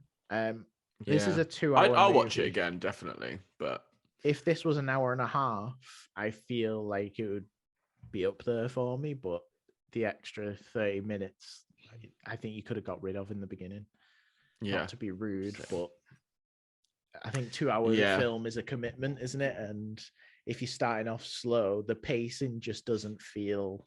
Well, like think about some films that we know and love that are 2 hours, and think about how much happens in those films, and then think about everything that happens in Mandy, and remember that it's a 2 hour film. Yeah, it's a very good point. You know what I mean? Like like flip it around. It's just So I did like it. I don't want to shit all over it. Like we've praised the cinematography. Nicolas Cage is cool in it. He's just Nicolas Cage. You know, the dude doesn't need any more credit. He knows he's good. Yeah. And he knows when he's bad, but purposely bad. So it kind of makes him good anyway. It's a perfect movie for him. And also like kind of good that he's made so many jokey films lately that he's doing something that's still Nicolas Cage, but actually good. And like serious, it's not just like, oh, this film's crazy and wacky. It's Nicolas Cage doing mad shit. Like he is doing that, but it's still fucking good. Like genuinely good. Not good because it's bad. Yeah. One thing I did like is that the movie has like real dark aspects and flushes of red throughout the movie, kind of similar to Suspiria, but Suspiria's lighter in color and stuff. But I liked it was that dark that the monster like biker henchmen were just pretty much silhouettes throughout the whole movie. You didn't really see distinctive things other than the silhouette, which was kind of fun. You could still distinctively pick them out and be like, oh, that's that one, that's that one. Yeah, well, I suppose also there wasn't many characters. So when these people would show up and like, you know, they're all on their bikes and there's a lot of them together, you can kind of get who it is. So we're not seeing like, you know, any color. Makes it a bit creepier, like just seeing the silhouette of these horrific and things. they're kind of like a merge out of like the really smoky dark places, and like nothing looks like real in a way. Like everywhere that's being shot, like it doesn't look like this could be in any. I mean, no. There's like I think there's some daytime kind of scenes that you know, but at night everything's just so fucking dreamy and visually cool. It's definitely unique, and I think it deserves a lot of praise for that. But yeah, unfortunately, the runtime and structure does let it down a lot for me. So I was going to go a bit high with my review, but I think I need to be honest with myself and just give it a 3 out of 5. Okay. Yeah. So we're not far off. I gave it a 2.5 because that runtime, like a slow movie, I really struggle with. I probably watch it again, but it'll be a tough sit down for me. I'm not going to lie to you. Whereas I don't think to get through the first hour again, for me, going to watch Suspiria again, I don't think will be as tough for me because I'm excited to watch it again. But watching Mandy again, I feel I'm going to have like a bit of a uphill battle. If that makes sense. Yeah, I mean, I think it'll be the same way. I think I will appreciate it more the second time around because I know what's coming. Yeah. I'll kind of figure out a little bit more what's going on with like some of the other characters, but there just wasn't enough going on in it for me to keep my attention for that like hour and 10 minutes until the big moment happens before the title credit, and then we get the kind of second part. So would you guys say it's a film you'd watch for Halloween? No. Yeah, that's an interesting thing to ask. It's definitely not a Halloween film. Can watch it anytime. Like, it's not particularly scary. Yeah. So I'm not convinced to watch it here, by the way. No. They've not sold it to me. There was one scene, and again, because the characters kind of blur, this guy's like shirtless with his back to the camera. He's sort of like drenching something in water. I've definitely got to watch it again if I'm saying that. But it kind of reminded me visually of Blade Runner because it's that artsy, cool look it had. And I suppose instead of a metal score, if you chucked some synthwave on there, you'd be like, "Yep, there you go." Blade Runner. It's a Blade Runner sequel. There's so many, like, talking about the music, there's so many elements that should make me love this film, and I can see why for the last few years people have said how much I will love it. But I just didn't. Maybe it was overhyped. I don't always believe in overhyped stuff. I'm like, if people are overhyping it, it must be good. I'll check it out. If I like it, I like it. If I don't give a shit. But I think I went in expecting more, and almost felt worried to say like I didn't love it as much as everyone else. And then it's also got me thinking, do you reckon it's just one of those films that like people are into it, but like because everyone's like, you've got to be so into it to be into it that everyone's like, Mandy, and I'm like, it's all right. It's good. Not my thing. It's not me. Like, it's that runtime for me. Like, I remember it coming out and seeing Nick Cage covered in blood, and I was like, "This looks fucking sick." And then there's that shot of him in the car, isn't there? Like, kind of with that huge grin on his face, again covered in blood. Looks amazing. And that was what I always wanted to watch this movie, and then like, kind of upset me how slow it was to begin with. I wonder if I had watched it in the cinema the first time, I could have taken it in a lot more and really fucking like immersed myself into like when it starts to get fucking crazy. Again, annoyingly, I did have to watch it on a laptop. We've got to do our own private cinema showing, it sounds like. Yeah. That's next year, guys. If you want to come join us, we'll be renting we'll rent a room out. Yeah. Rent the cinema screen in Manchester somewhere. So sorry, Pearson, what was your? Did you give it 2.5 out of 5? 2.5, and you gave it a 3. 3. Okay. Nice. I think that's fair. Lunn and Matty, are you convinced to watch it? Do you think you will at any point? No. All right. Fucking hell. I think for the cinematography, maybe. But... I think you'd love the cinematography and synthy tones. Yeah, I think I'm still gonna like. It was one of them where unfortunately I just didn't get around to it before we did this recording. So, but it was one of them I was really eager to watch. Yeah, we should say like all of us have been away throughout October, so it's been tricky catching up on the films, but we're managing. We're coping. Okay, so that is ending HorrorFest Part 3. I will let you know the next HorrorFest we've got coming up. Part 4 will be 6 films, and then Part 5 will be 4, rounding off to 31 films for the remainder of the month. So I'll let you know the next 6 films are going to be Creepshow, Candyman, Freddy vs. Jason, Dead Silence, Cujo, and The Children. I'm really excited about those next 6. Yeah. I need to go and watch Dead Silence tonight, but I've seen the rest. Nice. So I'm caught up this time. Yeah, I'm pretty, because we're doing a recording very soon for this one. Yep. I've only got to do like refreshers on films I've already seen, luckily. Nice. But yes, that's the end of HorrorFest Part 3. Thank you for listening. If you've got this far, comment, share, do whatever. If you've took a recommendation, please tell us about it. I'd love to know if someone's actually listened to us and been like, sick, that sounded good, I'm going to watch Suspiria. Yeah.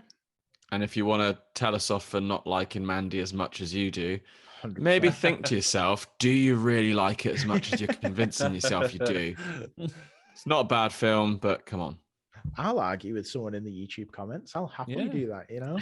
Comment, let us know. Yeah, Then we right. can argue back. Thank you very Right, much. cheers, boys. See you Thanks, next time. guys. See you there, boys.